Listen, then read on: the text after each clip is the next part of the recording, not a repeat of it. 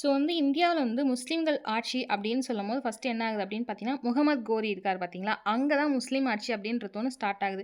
அதாவது பொது ஆண்டுக்கு முன்பு 12ஆம் நூற்றாண்டுன்னு சொல்லுவோம்ல, அப்போ வந்து முகமது கோரியால் நிறுவப்பட்டது தான் இந்த டெல்லி சுல்தானேட் அப்படின்னு சொல்லலாம். ஸோ இந்த டெல்லி சுல்தானே முகமது கோரியால் நிறுவப்பட்டாலும், அவருடைய அதாவது ஸ்லேவ்ன்னு சொல்லுவோம்ல, ஸ்லேவ் இல்ல நம்பிக்கைக்குரியவர், இல்ல மந்திரி இந்த மாரி எப்படி வேணாலும் நெறைய புக்ஸ்ல குடுப்பாங்க. பட் ஸ்கூல் புக்ஸ்ல இருக்க மாரி எடுத்துக்கோங்க. ஸோ அவங்க கூட இருந்த ஒருத்தர் தான் குதுப்புதீன் ஐபக் அப்படின்னு சொல்லுவோம். ஓகேங்களா? ஸோ அவங்கள என்ன பண்றாங்க அப்படின்னு பார்த்தீங்கன்னா, ஒரு ஆளுநரா வந்துட்டு அப்பாயிண்ட் பண்ணிட்டு போறாங்க. இங்க தான் ஒரு விஷயம் ட்விஸ்ட் இருக்கும். அவங்க ஆளுநரா, அரசரா அப்பாயிண்ட் பண்ணாலும், அஃபிஷியலா வந்து முதல்ல தில்லி சுல்தானேத்தோட அரசர் அப்படின்னு கேட்டாங்கன்னா, இல்துமிஷ் தான் சொல்லணும். ஏன் அப்படின்னு பார்த்தீங்கன்னா, அந்த சுல்தானியம் ஆகட்டும், இல்ல அதுக்கு வந்துட்டு அவங்க சைன் சொல்லுவோம்ல. இப்போ வந்து கவர்னர் ஆகணும்னா, உனக்கு வந்து பிரசிடென்ட், பிஎம் யாரோ ஒருத்தருடைய சைன் வேணும். உங்களுக்கு பிரசிடென்ட்டோடைய அப்பாயின்ட்மென்ட் அவங்க தான் பண்ணுவாங்க. அவங்களுடைய சைன் வேணும். அதே மாதிரி அந்த காலத்தில இஸ்லாமியர்கள் வந்து ஆட்சிக்கு வரும்போது, உங்களுக்கு வந்து இப்ப சுல்தான் பெரிய சுல்தான்னு சொல்லிட்டு ஒருத்தர் இருப்பாரு. அவங்களுடைய சைன் கண்டிப்பா வேணும். அப்படி சைன் பண்ணப்பட்ட அந்த அஃபிஷியல் லெட்டர் உங்களுக்கு வந்தா தான், நீங்க வந்து உண்மையான அரசர். அப்படி பார்த்தீங்கன்னா, குதுப்புதீன் வந்து அரச வந்து ஃபவுண்டேஷன் பண்ணாரே தவிர, ஒரு பேரளவில் அரசர் ஒரு ஃபவுண்டேஷன் இருந்தா தவிர, உண்மையான டெல்லி சுல்தானியத்த வந்துட்டு உண்மையான அரசர், நாமினலா அரசர் அப்படின்னு பார்த்தீங்கன்னா, இல்துமிஷ் அவர்கள் தான். இது தெரிஞ்சுக்கோங்க. ஸோ நெக்ஸ்ட் என்ன அப்படின்னு பார்த்தீங்கன்னா, ஏன் கோரி வந்து குதுப்புதீன் ஐபக்க வந்துட்டு இங்க அப்பாயிண்ட் பண்ணிட்டு போனோம். ஏன் அவருடைய மகன் யாரும் இல்லையான்னு கேட்டா வந்துட்டு, அவங்களுக்கு வந்து மகன்கள் இல்ல. ஓகேங்களா? யாருக்கு? முகமது கோரிக்கு வந்து மகன் இல்ல. அதன் காரணத்தினால என்ன பண்ணுவாங்க அப்படின்னு பார்த்தீங்கன்னா வந்துட்டு, அத ராணுவ பணிக்கு வந்துட்டு என்ன பண்ணியிருப்பாங்கன்னா, அடிமைகள்லாம் வாங்குவாங்க பார்த்தீங்களா? விலைக்கு வாங்குவாங்க பார்த்தீங்களா? அந்த ராணுவ படைக்கு வந்துட்டு அடிமைகளா விலைக்கு வாங்கினவர் தான் அந்த குதுப்புதீன் ஐபக். ஸோ அவரு வந்து ரொம்ப நம்பிக்கைக்குரியவரா இருக்கிறதுனால, அவர் வந்து அப்பாயிண்ட் பண்ணி போறாங்க. ஓகேங்களா? ஸோ வந்துட்டு அடிமைகள்லயே வந்து அவர் கொஞ்சம் வந்து சிறப்பா இருந்தவரு, நல்லா வேலை செஞ்சவரு அப்படின்றதுனால அவர் அப்பாயிண்ட் பண்ணிட்டு, இந்த மாரி "இந்த ஆசா நீ இத வச்சுக்கோ. நான் வந்து அங்க போயிட்டு என் வேலைய பார்க்குறேன். நீ வந்து நல்லா வந்து ஆட்சி புரி. நம்மளுடைய தீம் என்ன அப்படின்னு பார்த்தீங்கன்னா, இந்தியாவுக்கு வரணும். இந்தியாவுக்கு வந்து ஆட்சி புரியணுன்றது தான். ஸோ நான் மத்த வேலைய வந்துட்டு நான் ஊர்ல போய் பார்க்குறேன்" அப்படின்னு சொல்லிட்டு விட்டுட்டு போயிருவாரு குதுப்புதீன் ஐபக் கிட்ட. ஓகேங்களா? ஸோ கோரி முகமது அப்படின்னு பார்க்கும்போது, உங்களுக்கு என்ன டக்குன்னு ஸ்ட்ரைக் அவுட் ஆகணும் அப்படின்னா, தரையின் போர். ஓகேங்களா? ஸோ தரையின் போர் பொறுத்தவரைக்கும் பிருத்திவிராஜ் சௌஹான் அவர்களுக்கும், கோரி அவர்களுக்கும் நடந்திருக்கும் 1191ல 92ல. ஸோ செம்ம கம்பேக்ன்னு இப்ப நம்ம சொல்றோம்ல. ஆனா உண்மையாவே கம்பேக்னா இவரு குடுத்தது தான். ஸோ 1191கள்ல 1ஆம் தரையின் போர் வந்து நடக்கும். ஆனால் 1ஆம் தரையின் போர்ல தோற்பாரு. அதுக்கு அடுத்த வருஷமே கம்பேக் குடுத்து 1192கள்ல 2ஆம் தரையின் போர வந்துட்டு என்ன பண்ணுவாருன்னா, பிருத்திவிராஜ் சௌஹான தோற்கடிச்சுட்டு ஜெயிச்சுருவார். ஓகேங்களா? ஸோ அந்த இயர்லாம் நல்லா தெரிஞ்சுக்கோங்க. ஓகேங்களா? ஸோ அப்போ முகமது கோரி என்ன பண்றாருன்னா, 1192கள்ல இந்த பிருத்திவிராஜ் சௌகான் வந்துட்டு என்ன பண்றாருன்னா, நான் வந்துட்டு இதுக்கப்புறம் வரல. நான் என் வேலைய பார்க்குறேன் அப்படின்ற மாரி சொல்லுவாரு. ஓகேங்களா? அவரு சொன்னதுக்கு மாறா இவரு என்ன பண்ணுவாருன்னா, அஜ்மீர் அப்படின்ற ஒரு ஊர் வந்து படையெடுக்க ஆரம்பிப்பார். யாரு? கோரி அவர்கள். அப்படி படையெடுத்து தான் பிருத்திவிராஜ் சௌஹான வந்துட்டு என்ன பண்ணுவாருன்னா, கோரி வந்து ஒரு கம்மியா எடை போட்டுருவாரு ஆக்சுவலா. இவன் தான நம்ம பார்த்துக்கலாம் அப்படின்ற மாரி கம்மியா எடை போட்டு தான் ஸோ வந்துட்டு என்ன பண்ணுவாருன்னா வருவாரு. பட் ஆனா வந்து பயங்கரமா இருந்ததுனால தான் ஃபர்ஸ்ட் போர்ல ஜெயிப்பாங்க. அதுக்கப்புறம் இந்த செகண்ட் போர்ல என்ன ஆகும்னா, பிருத்திவிராஜ் சௌஹான் என்ன பண்ணுவாருன்னா, இவன் தான் ஃபர்ஸ்ட் போர்லயே தோத்துட்டானே! இப்ப செகண்ட் போர் அவனுடைய மைனஸ் அண்ட் பிளஸ்லாம் நமக்கு தெரியும்ல. இது ரொம்ப ஈஸி தான் அவன செகண்ட் போர்ல வின் பண்றதுன்னு சொல்லிட்டு கொஞ்சம் அவர் வந்து லிபரலா இருப்பாரு. ஈஸியா தட்டி தூக்கிட்டு போயிட்டே இருந்துருவாரு. யார் அப்படின்னு பார்த்தீங்கன்னா, கோரி முகமது அவர்கள். ஓகேங்களா?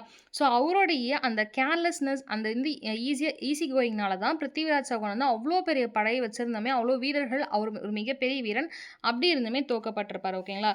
ஸோ இந்தியாவுடைய வரலாற்றிலே மிகப்பெரிய ஒரு திருப்பு முனையா ஒண்ணு இருந்துச்சு அப்படின்னு பார்த்தீங்கன்னா, இந்த போர் தான். ஏன்னா, அரேபியர்கள் வருகைக்கான முதல் போர் அப்படின்னு கருதப்பட்ட போர் அந்த 1191கள்லேருந்து 92கள் நடந்த முதல் மற்றும் 2ஆம் தரையின் போர் தான். ஓகேங்களா? ஸோ அப்ப டெல்லி சுல்தானியம் ஸ்டார்ட் ஆகறதுக்கு வந்தாச்சு. கிட்டத்தட்ட வந்தாச்சு. ஸோ வந்து போர்ல வந்து வெற்றி பெறுறாங்க. போர்ல வெற்றி பெற்ற கோரி அவர்கள் என்ன பண்றாங்கன்னா, அப்படின்னு சொல்லிட்டு அஜ்மீர்னு ஒரு பகுதி இருக்கு பார்த்தீங்களா? அந்த அஜ்மீருடைய பகுதி அந்த ஆட்சிய வந்து என்ன பண்றாருன்னா, "நீயே வச்சுக்கோ பிருத்திவிராஜ்" அப்படின்னு சொல்லிட்டு குடுத்துட்டு போயிடுறாரு. ஓகேங்களா? அந்த அஜ்மீர் பகுதிய வந்து புடிச்சாரு பார்த்தீங்களா? புடிச்சத அவர்கிட்டயே குடுத்துட்டு, "இந்தாப்பா நீயே ஆட்சி பண்ணு. ஆனா நீ எனக்கு கீழ ஆட்சி பண்ணு." அப்படின்ற மாரி அவர்கிட்ட குடுத்துட்டு போயிறாரு. ஸோ அதுக்கப்புறம் என்ன ஆகுது அப்படின்னு பார்த்தீங்கன்னா, இவரு அந்த குடுத்துட்டு போனதுக்கப்புறம், இவரு வந்து ராஜ துரோகம் பண்ணிட்டாரு அப்படின்னு குற்றம் சாட்டி என்ன பண்ணாங்க, அந்த பிருத்திவிராஜ் சௌகான கொன்னுடுறாங்க. ஓகேங்களா? ஸோ இதுக்கப்புறம் என்ன அப்படின்னு பார்த்தீங்கன்னா, அவருக்கு நம்பிக்கைக்குரிய ஒரு தளபதி, படைத்தளபதி, படை வீரரான குதுப்புதீன் ஐபக் கிட்ட வந்து, "இந்த இந்தியா பகுதிகள் இருக்கு பார்த்தீங்களா, அத வந்து நீ என்னுடைய துணை ஆட்சியாளரா வந்து நான் உன்ன நியமிக்கிறேன். நீ வந்து பார்த்துக்கோ எனக்கு பதில்" அப்படின்னு சொல்லிட்டு விட்டுட்டு போறாரு. அதுக்கப்புறம் பார்த்தீங்கன்னா வந்து, இந்த குதுப்புதீன் ஐபக்க வந்து நியமிச்சதுக்கப்புறம் நெறைய வந்து விஷயம் நடக்கும். ஸோ இங்க பார்க்கலாம். ஓகேங்களா? ஸோ குதுப்புதீன் பார்க்கறதுக்கு முன்னாடி ஒரே ஒரு விஷயம் மட்டும் சொல்லிர்றேன். அதுக்கப்புறம் பார்த்தீங்கன்னா, குதுப்புதீனுக்கு போயிரலாம். ஸோ என்ன அப்படின்னு பார்த்தீங்கன்னா, அந்த கன்னௌஜியோடைய அரசர் இருப்பாரு. யாருன்னா ஜெயச்சந்திரன் அப்படின்னு சொல்லிட்டு ஒருத்தர் இருப்பார். ஓகேங்களா? இந்த இதில இல்ல. ஸோ வந்து இந்த எக்ஸ்ட்ரா பாயிண்ட் தான் நோட் பண்ணிக்கோங்க. இந்த கன்னௌஜ் அப்படின்ற ஒரு இடத்துடைய ஆட்சியாளரா இருக்கிறவர் தான் யாருன்னா ஜெயச்சந்திரன் ஒருத்தர் இருப்பாரு. அவர வந்து எதிர்த்து போராடி என்ன பண்ணுவாருன்னா, முகமது கோரி வந்துட்டு அவர் எதிர்க்கிறது தான் முகமது கோரி ஃபர்ஸ்ட்டு வருவார். ஓகேங்களா? ஸோ வந்துட்டு திருப்பி நான் ரிட்டர்ன் கம்பேக் குடுக்குறேன்னு சொல்லிட்டு இவர் எதிர்க்கிறதுக்காக வருவாரு. ஸோ அவருமே வந்து தோத்துருவாங்க. ஸோ ஜெயச்சந்திரன் என்ன பண்ணுவாருன்னா வந்துட்டு, முகமது கோரி வந்து ஈஸியா வின் பண்ணிருவாரு. ஸோ வந்து திரும்பி போயிருவாரு. ஸோ சின்ன கதை அந்த இடத்துல இருக்கும். ஏன் அப்படின்றத உனக்கு பின்னாடி சொல்றேன். ஏன் அத வந்து நாங்க சொன்னோம் அப்படின்றத. ஸோ இவ்வளோதான். ஸோ வந்து அரேபியர்கள் வந்தாங்க. துருக்கியர்களோட வருகை நடந்துச்சு. எப்படி கோரி வந்து விட்டு போனாங்க அப்படின்றது எல்லாமே வந்துட்டு இப்படி தான் ஸ்டார்ட் ஆச்சு. ஓகேங்களா? ஸோ இப்ப என்ன அப்படின்னா, மம்லுக் வம்சம் அப்படின்னு சொல்லுவோம். இந்த மம்லுக் வம்சத்துடைய மீனிங் என்ன அப்படின்னு பார்த்தீங்கன்னா, அடிமை வம்சம். ஓகேங்களா? என்னது மம்லுக் அப்படின்னா கேள்விகள்ல நெறைய டைம்க்கு வந்து டிஎன்பிஎஸ்சில வந்து எல்லா எக்ஸாம்ஸ்லயும் கேட்ட கேள்வி. மம்லுக்னா வந்து என்ன அப்படின்னு கேட்டீங்கன்னா வந்துட்டு, அடிமை அப்படின்னு சொல்லுவாங்க. இந்த வார்த்தை வந்து எந்த மரபுக்குரிய வார்த்தை அப்படின்னா, நம்ம அரேபியர்கள் வருகைன்னு வந்து ஸ்டார்ட் பண்ணதும் ஒரு 4 டைம் சொல்ட்டோம். இந்த அரபுடைய நான் உங்களுக்கு ஃபர்ஸ்ட்டே சொல்லியிருக்கேனா, அதனால பாரசீக வார்த்தைகள்னா என்ன? லத்தீன் வார்த்தைகள் என்ன? கிரேக்கம்னா என்ன? ஸோ எல்லா வார்த்தைகள் எப்படி வந்து ஊடுருவி வருது அப்படின்றத தெரிஞ்சுக்கோங்க. பிகாஸ் நெறைய டைம் கொஸ்டின்ல கேட்பாங்கன்னு சொல்லியிருந்தேன். ஸோ இந்த மம்லுக் அப்படின்றது அரபியருடைய வார்த்தை. ஓகேங்களா? ஸோ இந்த அடிமை வம்சம் பொறுத்தவரைக்கும் கிட்டத்தட்ட என்ன ஆச்சு அப்படின்னு பார்த்தீங்கன்னா, 84 ஆண்டுகள் வந்து ஆட்சி புரிஞ்சிருக்காங்க இந்த அடிமை வம்சம். ஓகேவா? ஸோ பார்த்தீங்கன்னா, ஓவராலா இந்த 1206லேருந்து 1290கள் வரைக்கும் வந்து அடிமை வம்சம் தான் ஆட்சி புரிஞ்சிருப்பாங்க. எப்போ 1206லேருந்து 1290 வரைக்கும். ஸோ அப்படி பார்த்தீங்கன்னா, 3 பேர் நீங்க ரொம்ப முக்கியமா படிக்க வேண்டியவங்க 3 பேர் இருக்காங்க. யாரு அப்படின்னு பார்த்தீங்கன்னா வந்துட்டு, 84 இயர்ஸ் ஞாபகம் வச்சுக்கோங்க. 1206லேருந்து 1290 வரைக்கும். அந்த 3 பேர் ஃபர்ஸ்ட்டு குதுப்புதீன் ஐபக். இவர் ரொம்ப வருஷம்லாம் வந்து ஆட்சி பண்ணலங்க. அந்த ஹுமாயூன் கதை மாரி தான் 4 வருஷம் தான் இருப்பாரு. 1206கள்லேருந்து 1210கள் வரைக்கும் இருப்பார். ஓகேங்களா? ஸோ அதுக்கப்புறம் இல்துமிஷ் பார்த்தீங்கன்னா வந்துட்டு, அவர் தான் முதல் இல்பாரின்னு சொல்லுவாங்க. நான் ஃபர்ஸ்ட்டே சொன்னேன்னா, அஃபிஷியலா அந்த சுல்தானியம் கிட்ட இருந்துட்டு சைன் வாங்கின ஒருத்தர் இவர் தான். ஸோ இவர் தான் உண்மையான அரசர் அப்படின்னு சொல்லுவாங்க. ஓகேங்களா? ஃபவுண்டர் வந்து யார் விதை போட்டது அப்படின்னு கேட்டாங்கன்னா வந்து கோரி விட்டுட்டு போயிருப்பாரு. ஸோ ஃபவுண்ட் பண்ணது யாருன்னா குதுப்புதீன் ஐபக் தான் மம்லுக் வம்சத்த ஃபவுண்ட் பண்ணுவாரு. ஆனா உண்மையான அரசர் யாரு? டெல்லி சுல்தானியம்ல அப்படின்னு கேள்விகள் வந்துச்சுன்னா, உங்களுக்கு இல்துமிஷ் தான் போடணும். ஓகேங்களா? ஸோ வேற யாரு? முதல் இல்பாரி வந்து நம்ம இல்துமிஷ்ன்னு பார்த்துட்டோம். அவருடைய காலம் அப்படின்னு பார்க்கும்போது 1211லேருந்து 1266கள் வரைக்கும் அவருடைய காலம். ஸோ இதுக்கப்புறம் ஒரு முக்கியமான ஒரு பெண்ணரசி வருவாங்க. அவங்க தான் ரஸியா சுல்தான். ஓகேங்களா? அவங்க வந்து சிறிது காலம் வந்து ஆட்சி புரிவாங்க. ஸோ அவங்க ஆட்சி புரிஞ்சதுக்கப்புறம் பால்பன் இருக்கார் பார்த்தீங்களா? அவர் தான் 2ஆம் இல்பாரி அப்படின்னு சொல்லுவாங்க. இல்பாரினா ஒரு மரபு ஆக்சுவலா வந்துட்டு. ஓகேங்களா? இல்பாரின்றது ஒரு மரபு. அந்த மரபுலேருந்து வந்தவங்கன்னு சொல்லுவாங்க. ஸோ வந்து பால்பன் வந்துட்டு 2வது இல்பாரியா வராரு. என்ன ஆண்டுன்னு பார்த்தீங்கன்னா, 1266கள்லேருந்து 1290கள் வரைக்கும் வருவார். ஓகேங்களா? ஸோ அதுக்கப்புறம் சின்ன சின்ன அரசர்கள் வருவாங்க. அவ்வளோ இம்பார்ட்டன்ட் கிடையாது. ஸோ இந்த 4 பேர பத்தி மட்டும் நம்ம பார்த்துக்கலாம். ஓகேங்களா? ஸோ குதுப்புதீன் ஐபக் பொறுத்தவரைக்கும் உங்களுக்கு டார்க்னஸ் வச்சுறேன் கொஞ்சம். ஓகே. ஸோ குதுப்புதீன் ஐபக் இருக்கார் பார்த்தீங்களா? இவர் என்ன அப்படின்னு பார்த்தீங்கன்னா, கஜினி இருக்கார் பார்த்தீங்களா? முகமது கஜினி நம்ம படிச்சிருப்போம். ஓகேங்களா?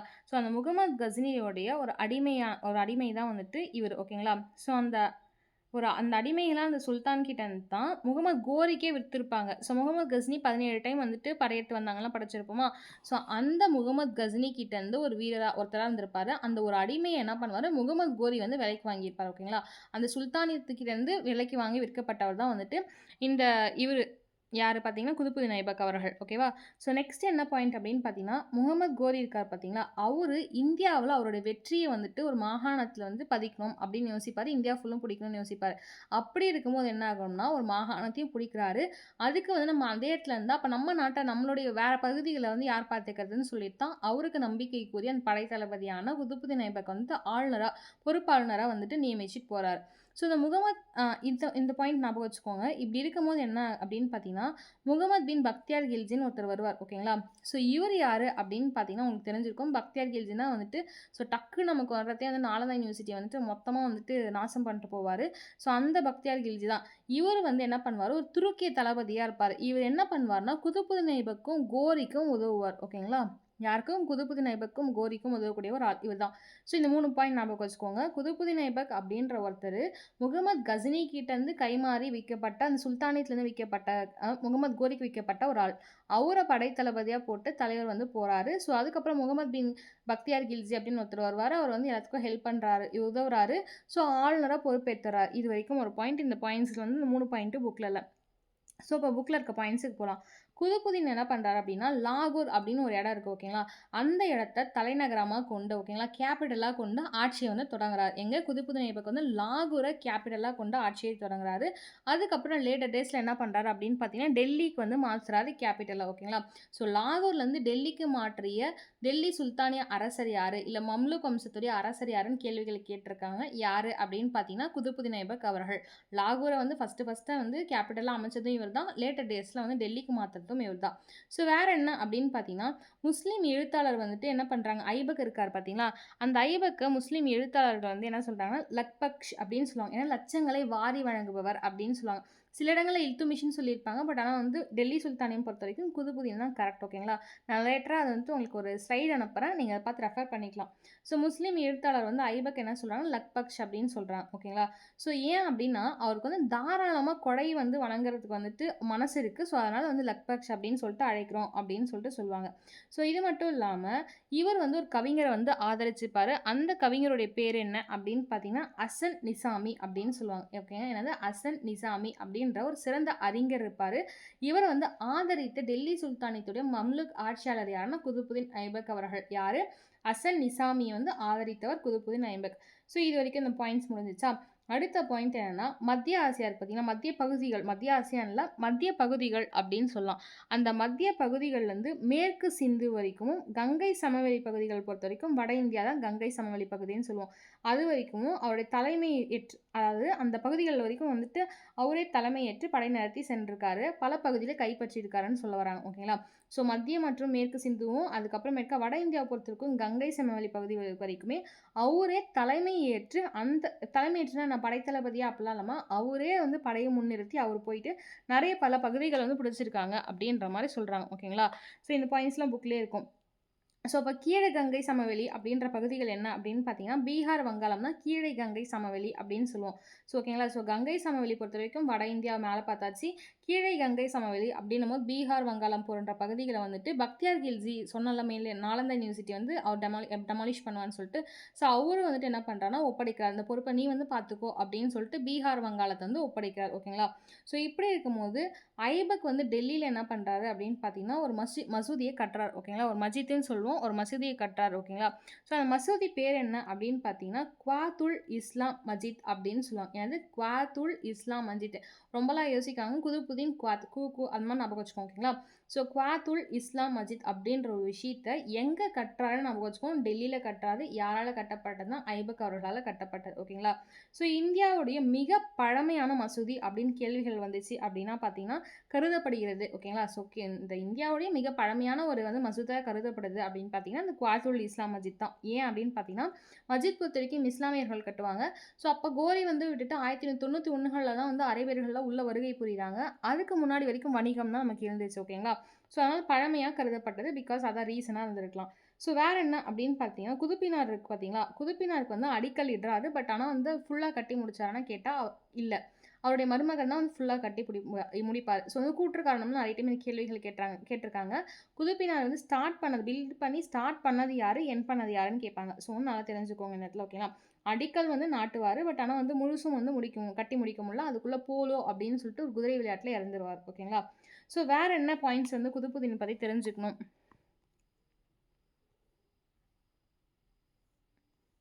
ஓகே. தெரியுதுங்களா உங்களுக்கு? வேற என்ன பாயிண்ட்ஸ் வந்து குதுப்புதீன் ஐபக் பத்தி தெரிஞ்சுக்கணும் அப்படின்னு பார்த்தீங்கன்னா, இந்த குதுப்புதீன் ஐபக் இருக்கார் பார்த்தீங்களா? அவரு வந்துட்டு ஒரு இந்த குதுப்புதீன் ஐபக் வந்துட்டு ஒரு இந்த இந்த அது பேர் என்ன? குதுப்பினார் வந்து கட்டுறாரு அப்படின்னு சொன்னேன்ல. அந்த குதுப்பினார் வந்து யாருக்காக கட்டுறாருன்ற கேள்வி நெறைய டைம் கேட்டுருக்காங்க. ஸோ, அந்த கேள்விய வந்து நோட் பண்ணிக்கோங்க. இந்த புக்ல இல்ல ஆக்சுவலா. இந்த சூஃபி துறவி ஒருத்தர் இருப்பார். நம்ம சூஃபிசம் அப்படின்னு படிப்போம் பார்த்தீங்களா? அந்த பக்தி முகமது பொறுத்தவரைக்கும் இஸ்லாமிய சமூகத்தை சார்ந்தது தான் சூஃபிசம். அந்த சூஃபிசம் படிப்போம் பார்த்தீங்களா? அந்த சூஃபிசத்துல வந்துட்டு சூஃபி துறவி க்வாஜா குதுப்புதீன் பக்தியார் அப்படின்னு சொல்லிட்டு ஒருத்தர் இருப்பாரு. அவருடைய பேர்ல வந்து குதுப்பினார கட்டுவார். ஓகேங்களா? ஸோ யாரு? குதுப்புதீன். அதான் குதுப்புதீன் அதுக்கப்புறம் பார்த்தீங்கன்னா, குதுப்பினார். அவருடைய பேரும் அதான். ஸோ ஏன்னா குவாஜா குதுபுதீன் பக்தியார் அப்படின்ற பேர்லக்காக தான் அது வந்துட்டு என்ன பண்ணுவார், குதுப்பினாரை வந்து கட்டுவார். ஓகேங்களா? ஸோ பேர் ஞாபகம் வச்சுக்கோங்க. ஸோ இது மட்டும் இல்லாமல் அவருடைய மருமகனா இருக்கவர் யாரு அப்படின்னு பார்த்தீங்கன்னா, அவருக்கு பின்னாடி ஆட்சிக்கு வரவர் யாருன்னா இல்துமிஷ் தான். ஓகேங்களா? ஸோ அவர் தான் என்ன பண்றாருன்னா, குதுப்பினாரை வந்து கட்டி முடிக்கிறாரு. ஸோ இந்த இல்துமிஷ் பொறுத்தவரைக்கும் யாரு அப்படின்னு பார்த்தீங்கன்னா, இல்துமிஷ் வந்துட்டு அவருடைய மருமகன் தான். பட் அதுக்கு முன்னாடி இவர் யாரு அப்படின்னு பார்த்தீங்கன்னா, இல்துமிஷும் ஒரு அடிமை தான். ஓகேங்களா? ஸோ அதனால தான் இல்துமிஷுக்கு வந்து என்ன பேர் குடுத்துருக்காங்க அப்படின்னு பார்த்தா, அடிமையின் அடிமை அப்படின்னு சொல்லிட்டு குடுத்துருப்பாங்க. யாருக்குன்னா, இல்துமிஷ் அவர்களுக்கு. அவர் பொண்ண குடுத்ததுக்கப்புறம் வந்துட்டு என்ன ஆனாரு, மருமகன் ஆனாரு. ஆனா அதுக்கு முன்னாடி ஒரு அடிமையா இருந்தாரு. அவருக்கு நம்பிக்கைக்குரியவரா இருந்ததுனால தான் பெண்ண குடுத்து வந்து ஆட்சியும் குடுத்துட்டாரு அப்படின்னு சொல்றாங்க. இந்த போலோ அப்படின்ற விளையாட்டுக்கு இன்னொரு பேர் என்னன்னு கேட்டிருக்காங்க. சௌஹான் அப்படின்னு சொல்லுவாங்க. இந்த விளையாட்டுல விளையாடும்போது குதிரை வந்து கீழ வந்து விழுந்து என்ன பண்ணுவாரு, ரொம்ப காயம் அடைஞ்சிரும். காயம் அடைஞ்சு என்ன பண்ணுவாரு, 1810கள்ல அவர் வந்து இறந்துருவார். ஓகேங்களா? ஸோ இந்த பாயிண்ட் பார்க்கறதுக்கு முன்னாடி இன்னொரு பாயிண்ட்ஸ் பார்க்கலாம். யார் இல்துமிஷ் பார்க்கறதுக்கு முன்னாடி என்ன அப்படின்னு பார்த்தீங்கன்னா, நாலந்தா பல்கலைக்கழகம். ஸோ வந்து உலகத்திலே மிக மிக மிக புகழ்பெற்ற பல்கலைக்கழகம், ஒரு பௌத்த பல்கலைக்கழகம் தான் நாலந்தா பல்கலைக்கழகம். ஸோ ரொம்ப புகழ்பெற்ற பல்கலைக்கழகம் அப்படின்னு பார்த்தீங்கன்னா வந்துட்டு இந்த நாலந்தா தான். ஸோ அவ்வளோ பாடசாலைகள் இருக்கும், அவ்வளோ லைப்ரரிஸ் இருக்கும், அவ்வளோ புக்ஸ் இருக்கும். இந்த மாதிரி நிறைய வந்துட்டு நமக்கு எவ்வளோ தேவையான நிறைய விஷயத்த வந்துட்டு என்ன பண்ணுவாரு, இந்த பக்தியார் கில்ஜின்னு ஒருத்தர் இருப்பான். பேர்ல மட்டும்தான் பக்தி, அவனுக்கு எதுலையுமே பக்தி இல்லை போல, மொத்தத்தையும் அழிச்சிட்டு போயிடுவான் தலைவன். ஸோ என்ன ஆகும் அப்படின்னு பார்த்தீங்கன்னா, அந்த இடத்துல வந்துட்டு ஏன் வந்து அத அழிப்பாங்க அப்படின்னு சொல்லிட்டு சில ஆசிரியர்கள்லாம் சொல்றாங்க அப்படின்னா, அது வந்து அவருக்கு நூலகம், அது வந்து ஒரு பல்கலைக்கழகம்னு தெரியாதாம். ஓகேங்களா? ஸோ அது வந்துட்டு ஒரு ராணுவ கூடாரம் அப்படின்னு சொல்லிட்டு தவறா நெனச்சு என்ன பண்ணிட்டாராம், அத அழிச்சிட்டாராமாம். ஓகேங்களா? ஸோ வந்து இந்த சில வரலாற்று ஆசிரியர்கள் இப்படி சொல்லியிருக்காங்க. பட் அவனுக்கு தெரியல ஆக்சுவலா. இந்த பக்தியார் கில்ஜி வந்து இவ்ளோ பெருசா இருக்கே, மேபி இது ராணுவ கூடாரமா இருக்கும் அப்படின்னு சொல்லிட்டு, ஏன் அவருக்கு உள்ள போகும்போது தெரியலையா? சரி ஓகே சொல்றாங்க, நம்ம அக்செப்ட் பண்ணி தான் ஆகணும்.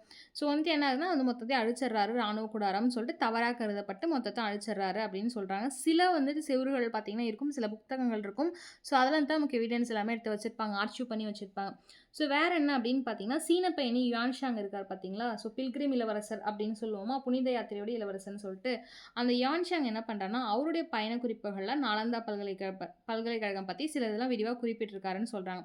ஸோ இந்த நாலந்தா பல்கலைக்கழகத்துல நூலகங்கள்லாம் இருந்திருக்கு. என்னென்ன நூலகங்கள் இருந்திருக்கு அப்படின்னு பார்த்தீங்கன்னா, இலக்கணம், இலக்கியம், தர்க்கம் சொல்லுவாங்க, வானியல், மருத்துவம், இந்த மாதிரி வந்து பலாயிரம் நூறாயிரக்கணக்கான வந்து கையெழுத்து பிரதிநிதிகள்னு சொல்லுவாங்க. நம்ம வந்து ஹேண்ட் ரிட்டனா எழுதியிருப்போம்ல. ஸோ அந்த மாதிரி நூல்கள் எல்லாமே இருந்திருக்கு. ஸோ அந்த நூல்கள் எல்லாத்தையுமே துருக்கியர்கள் என்ன பண்ணியிருக்காங்க, சூறையாடியே அழிச்சிட்டாங்களாம். அவங்க வச்சு அதை யூஸ் பண்ணியிருந்தா கூட பரவாயில்ல, அதை அழிச்சிட்டு இருக்காங்க. ஸோ நாலந்தாவை பற்றி இந்த விஷயத்தை தெரிஞ்சுக்கோ. ஓகேங்களா? ஸோ வேற என்ன அப்படின்னு பார்த்தீங்கன்னா, இல்துமிஷ் அவர்கள் தான். ஓகேங்களா? ஸோ 1810கள்லேருந்து 1836கள் வரைக்கும் இல்துமிஷ் இருப்பார். ஸோ வந்து சம்சுதீன் இல்துமிஷ் அப்படின்றது அவருடைய ஃபுல் நேம். இவருடைய பேர், இவர் வந்து எந்த இனத்தை சார்ந்தவர்கள் அப்படின்னு கேள்விகள் வந்துச்சா, துருக்கி இனத்தை சார்ந்தவர்கள், ஒரு இல்பாரி. ஓகேங்களா? ஸோ இல்பாரி மரபு துருக்கி இனத்தை சார்ந்தவர்கள் தான். இவர் வந்து குதுப்புதீன் ஐபக்குடைய அடிமை. ஸோ ஐபக் வந்து என்ன பண்ணுறான்னா, ஐபக்கு ஒரு மகன் இருக்காரு. அவர் பேர் என்னன்னா ஆரம் ஷா. அவரும் சிறிது காலம் இருப்பார். பட் ஆனால் அவ்வளோ வந்துட்டு அவர் வந்து எப்படி திறமையா டேலண்டடான்னு கேட்டால் கிடையாது. ஸோ அதனால தான் என்ன ஆகும் அப்படின்னு பார்த்தீங்கன்னா, பிரபுக்கள்லாம் சேர்ந்து என்ன பண்ணுவாங்க, ஐபக்க வந்துட்டு என்ன பண்ணுவாங்கன்னா, படைத்தளபதி இருக்கா பார்த்தீங்களா, அவங்கள வந்துட்டு மருமகனா வந்து ஆக்கிருவாங்க. ஸோ அப்போ இல்துமிஷ் வந்துட்டு என்ன பண்ணுவாங்க, சுல்தானா தேர்வு செஞ்சுருவாங்க. ஸோ பிரபுக்களால் தேர்வு செய்யப்பட்டது தான் இந்த இல்துமிஷ். ஓகேங்களா? ஸோ அதனாலவே அவருடைய ஆட்சிகள், அவருடைய மூச்சு இருக்க வரைக்குமே நோபல்ஸ் சொல்கிறது செய்யறது, நோபல்ஸ்க்காக இடம் கொடுக்கறது, பரிசு கொடுக்கறது, நோபல்ஸ் வந்து மகிழ வைக்கிறது, இந்த மாதிரியே சில விஷயங்கள் செய்வார். இது எல்லாத்தையும் தாண்டி அவர் மிக மிக மிக ராஜதந்திரவாதி இல்துமிஷ் அவர்கள். ஏன் அப்படின்றத நான் லேட்டரில் சொல்கிறேன். ஏன்னா இந்த கேள்விகள் நிறைய டைம் கேட்டிருக்காங்க. ஓகேவா? ஸோ நோபல்ஸை வந்துட்டு கருதி தான் வந்து இவர் வந்திருக்காரு.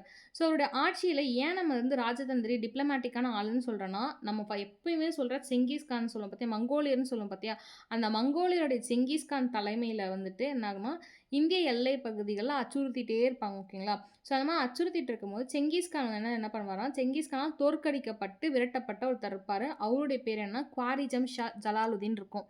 ஓகேங்களா? இங்கே இருக்கா? ஓகே. இங்க இருக்கு. ஓகேங்களா?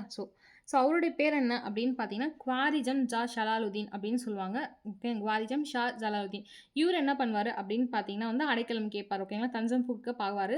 ஆனா வந்து பாதுகாப்பு கேட்டு இருப்பார். ஆனா இல்துமிஷ் என்ன பண்ணியிருப்பார்னா, "என் தலைவா, நான் உனக்கு பாதுகாப்பு குடுத்தேன். எனக்கே பாதுகாப்பு இல்ல. இந்த செங்கிஸ்கான் வந்து மொத்தத்தையும் அழிச்சிருவான்.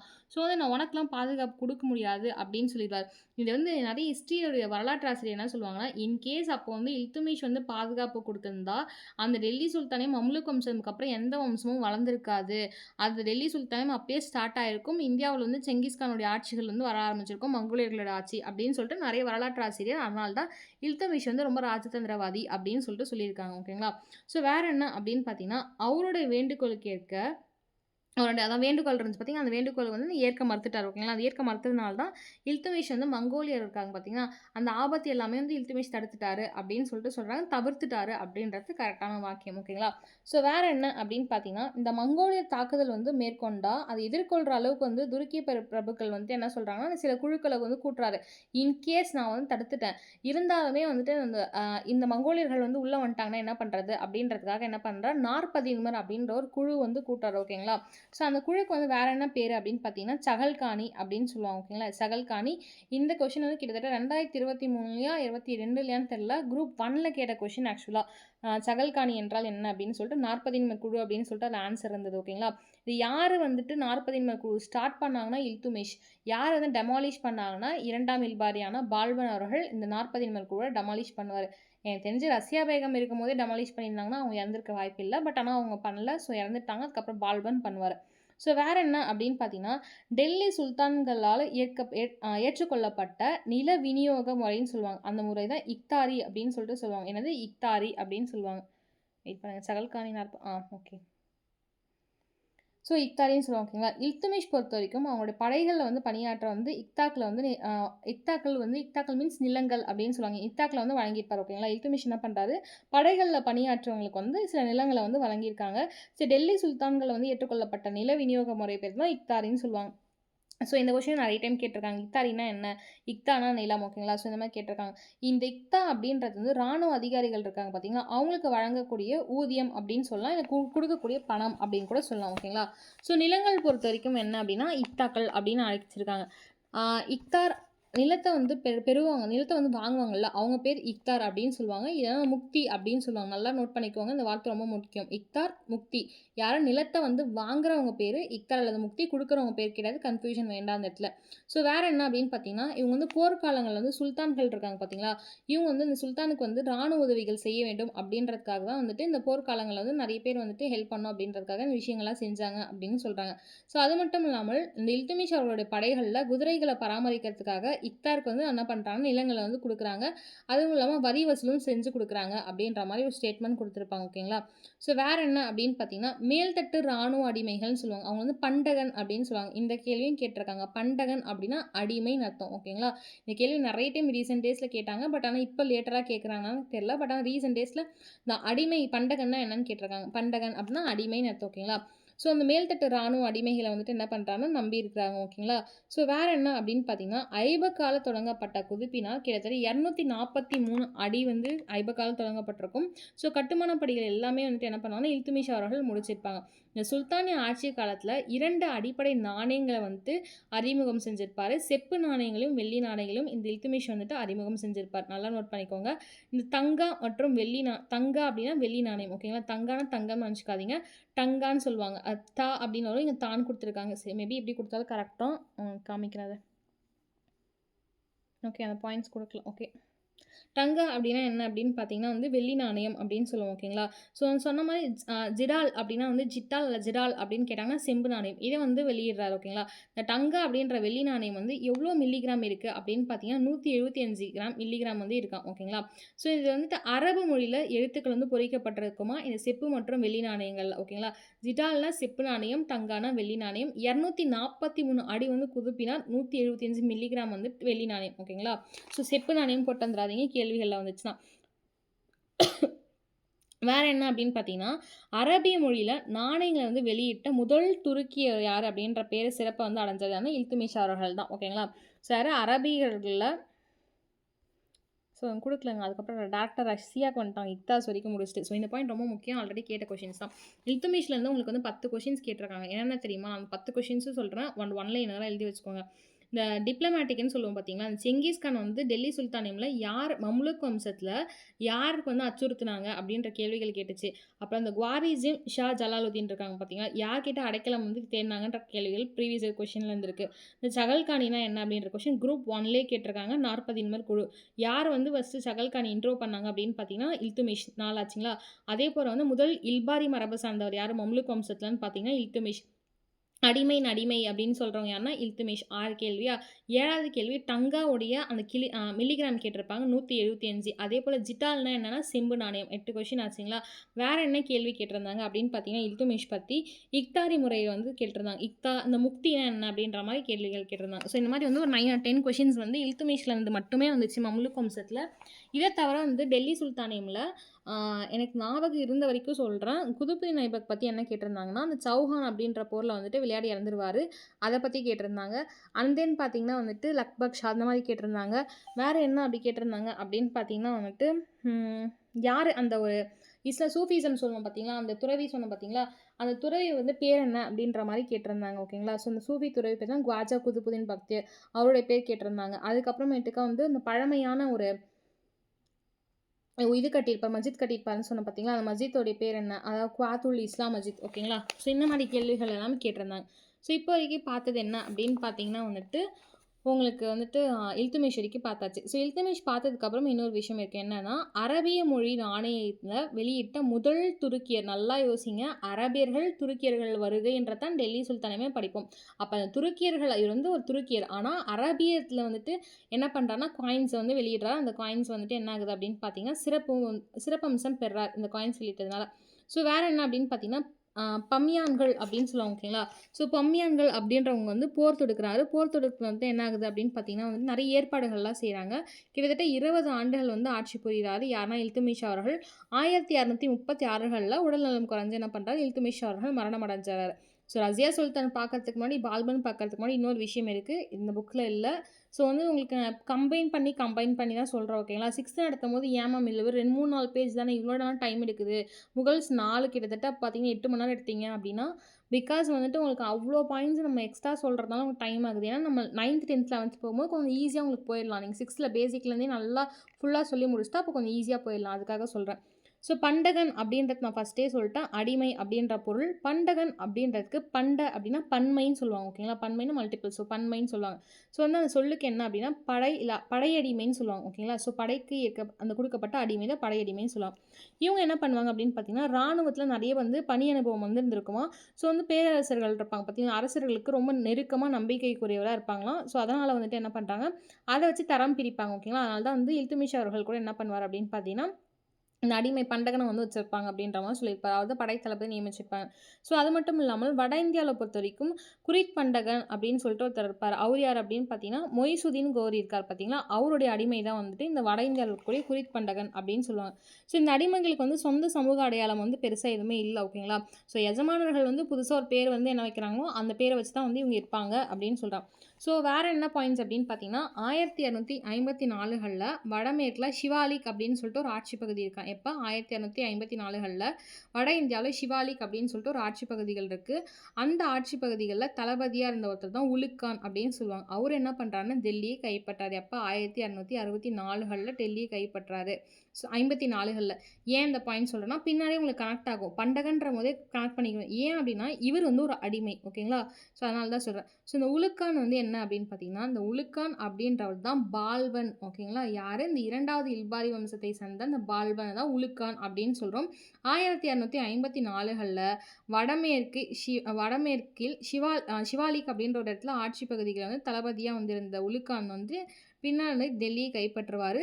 ஸோ அவர் தான் பால்பன் அப்படின்னு சொல்லிட்டு அழைப்பார். ஸோ வந்து அடிமையாகவும் இளைஞராகவும் வந்து அப்போது இருக்கிறார் ஓகேங்களா. ஸோ இது மட்டும் இல்லாமல் நெய் முல்க் அப்படின்னு சொல்லுவாங்க. என்னென்னா நாயப் அல்லது ஆட்சி அதிகார பிரதி அப்படின்னு சொல்லுவாங்க ஓகேங்களா. ஸோ அந்த ஒரு பட்டத்தை வந்து இவர் வந்து வச்சுக்கிறார் ஓகேங்களா. ஏன்னா நெய் முல்க் அப்படின்ற பட்டத்தை வந்து பெற்றவரும் இந்த பால்பன் அவர்கள். ஸோ வேறு என்ன அப்படின்னு பார்த்தீங்கன்னா, 1266களில் சுல்தான் கியாசுதீன் பால்பன் வந்து டெல்லி ஆட்சியை கைப்பற்றி மொத்தமாக அவர்கிட்ட போயிடும் ஓகேங்களா. ஸோ இந்த பாயிண்ட்ஸ் எக்ஸ்ட்ரா தெரிஞ்சுக்கோங்க. வேறு என்ன பாயிண்ட்ஸ் அப்படின்னு பார்த்தீங்கன்னா, இந்த மொய்சுதீனுடைய அடிமை இருக்காங்க பார்த்தீங்களா, அவங்க வந்து என்ன அழைப்பாங்கன்னா மொய்சு இல்லை நிஸ்பா அப்படின்னு சொல்லிட்டு வந்து அழைப்பாங்களாம் ஓகேங்களா. ஸோ வந்து இந்த இவர் இருக்கார் இல்துமிஷ் இருக்கார் பார்த்தீங்களா? இந்த இல்துமிஷுடைய அடிமையா வந்துட்டு நெறைய பேர் இருப்பாங்க. அந்த ஷம்சி பண்டகன் தான் வந்து இல்துமிஷுடைய அடிமையா இருக்காங்கன்னு சொல்றாங்க.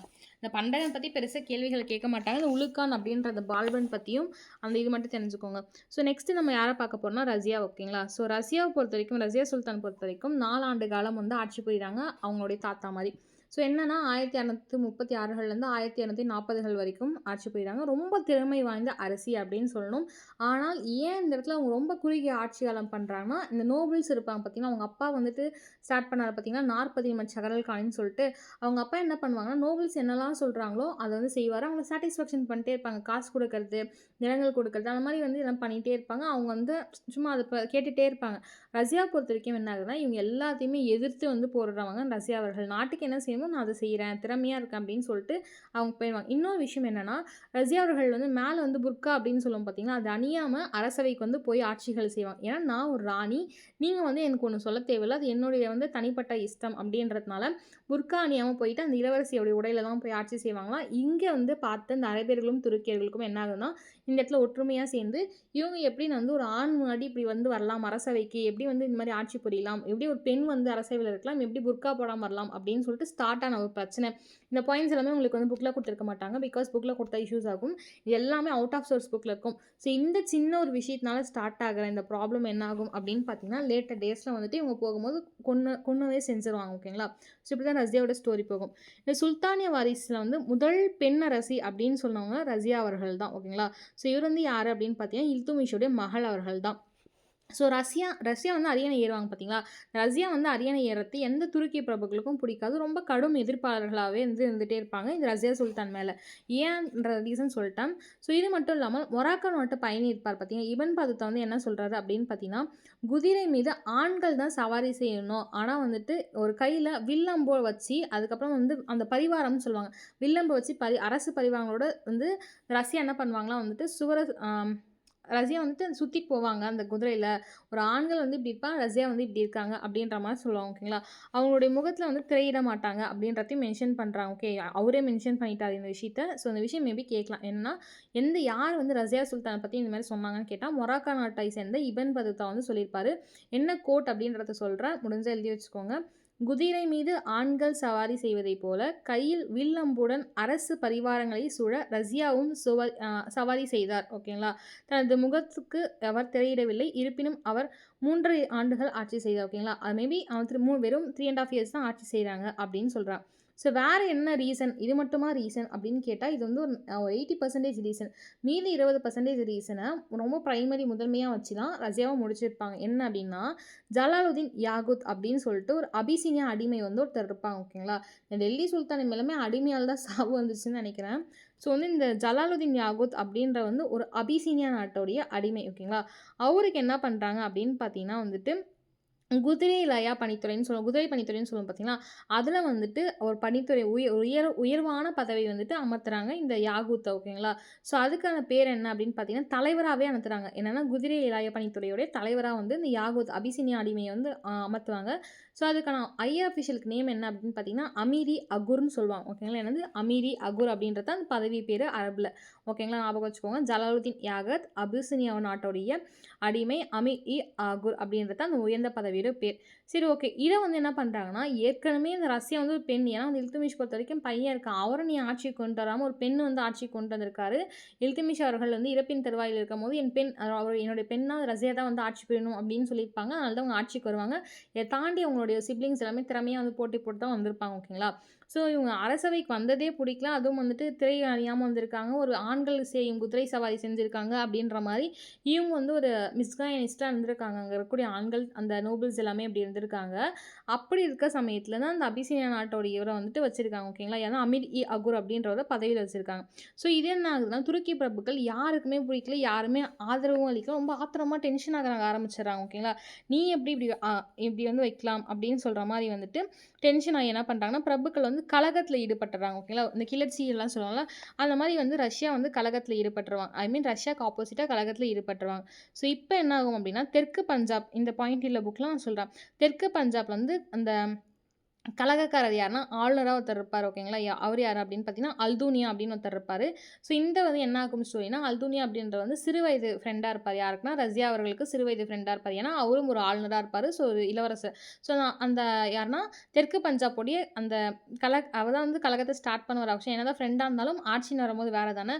ஸோ அவர் ஸ்டார்ட் பண்ண உடனே என்ன பண்ணுவாங்கன்னா, "சரி நான் உன்ன கல்யாணம் பண்ணிக்கிறேன். நீ எனக்கு கல்யாணம் பண்ணிட்டா எனக்கும் உனக்கும் பிரச்சனை முடிஞ்சிரும்." அப்படின்ற மாரி சமாதானப்படுத்தி என்ன பண்ணுவாங்கன்னா, ரஷ்யா வந்து அவர்கள வந்துட்டு என்ன பண்ணுவாங்க, கல்யாணம் பண்ணிப்பாங்க. அந்த கல்யாணம் பண்ணிக்கிறதுக்கு முன்னாடி என்னன்னா, அந்த அல்தூனி என்ன பண்ணுவாருன்னா வந்துட்டு, ரஷ்யா வந்து தண்டிக்கணும் அப்படின்னு சொல்லிட்டு பல சதிகள செய்வாங்க. நெறைய வந்து ஆட்சிய கவுக்கணுன்ற வேலையெல்லாம் பார்ப்பாங்க. கடைசியில கன்வின்ஸ் பண்ணி என்ன பண்ணுவாங்க, எதிரியவே கன்வின்ஸ் பண்ணி கல்யாணம் பண்ணி அவங்க நல்லா வருவாங்க. ஸோ அங்கருந்து குஜராத்தோட கிட்ட வரும்போது இந்த பாயிண்ட்ஸில ஜஸ்ட் தெரிஞ்சுக்கோங்க என்ன எண்ட் ஆகுது அப்படின்ட்டு. அந்த குஜராத் கிட்ட வந்துட்டு இவங்க 2 பேரும் கல்யாணம் பண்ணிட்டு வரும்போது என்னன்னா, சதி வேலைய செஞ்சு அவங்க 2 பேத்தையுமே சாவடிச்சுருவாங்க. யாரு? அல்துனியாவுடைய இவர்களையும் அதுக்கப்புறமேட்டுக்கு நெறைய இது வந்து ஒரு கான்ட்ரோவர்ஷியலா இருக்கு. ஆக்சுவலா அவங்க கல்யாணம் பண்ணாங்களா? இல்ல வந்து சதி திட்டத்தில இருந்தாங்களா? அப்படின்றது நெறைய புக்ஸ்ல ஒவ்வொரு மாரி சொல்லியிருக்காங்க. பட் ஆனா எண்ட் ஆகும்போது இப்படி தான் இறந்திருப்பாங்க. ஓகேங்களா?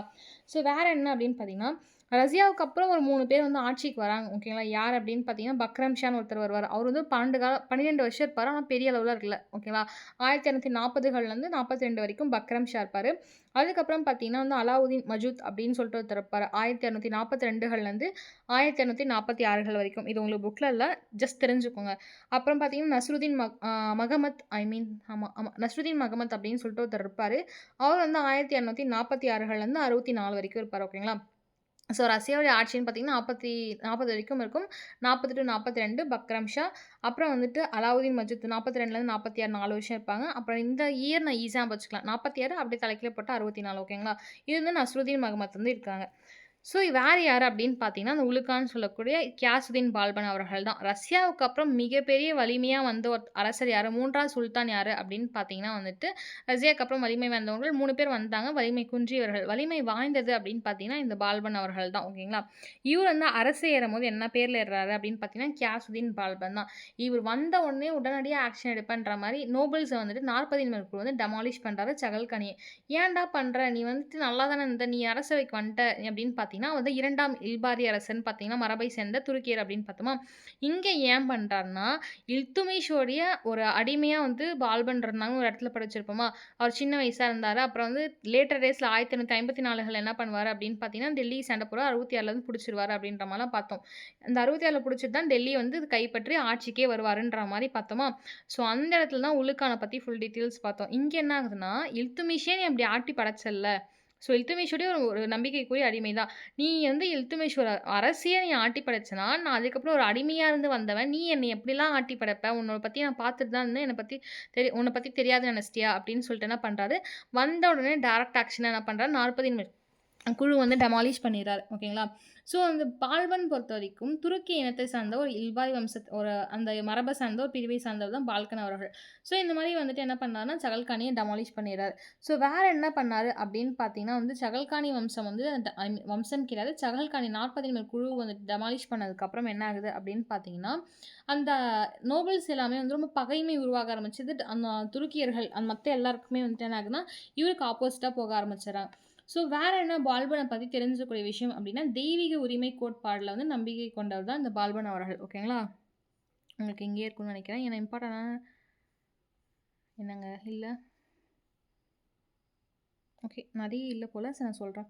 ஸோ வந்து தெய்வீக உரிமை இந்த கேள்வி கேட்டிருக்காங்க ஆல்ரெடி ஓகேங்களா? தெய்வீக உரிமை கோட்பாடுல நம்பிக்கை கொண்டவர் தான் வந்து இந்த பால்பன். என்ன தெய்வீக உரிமை கோட்பாடு அப்படின்னு பார்த்தீங்கன்னா, கடவுள்னு ஒருத்தர் இருக்கான். அந்த கடவுள் வந்து ஒரு ரெப்ரசன்டேட்டிவா ஒருத்தர் அனுப்பாரு பார்த்தீங்களா? இப்ப வந்து நம்ம பார்த்தீங்கன்னா, ஜீசஸ் ஆகட்டும், அப்ப வந்து நபிகள் நாயகம் ஆகட்டும், புத்தர் ஆகட்டும், இவங்க அதாவது தூதர் அப்படின்ற மாரி நம்ம சொல்லுவோம் பார்த்தீங்களா? ரெப்ரசன்ட் பண்ணி ஒருத்தர் இருக்காங்க. அவங்கள வந்து வணங்குவோம்னு சொல்லிட்டு. அதே மாரி இந்த பால்பன் வந்து என்ன சொல்றாங்க அப்படின்னு பார்த்தீங்கன்னா, நான் வந்து கடவுள் வந்து அனுப்புற ஒரு அரசு பிரதிநிதி தான் நானு அப்படின்னு சொல்லிட்டு அவர் கருதுறாராம். ஸோ வேற என்ன அப்படின்னா 2 விஷயத்த ஃபாலோ பண்றாரு பால்பன் அவர்கள்.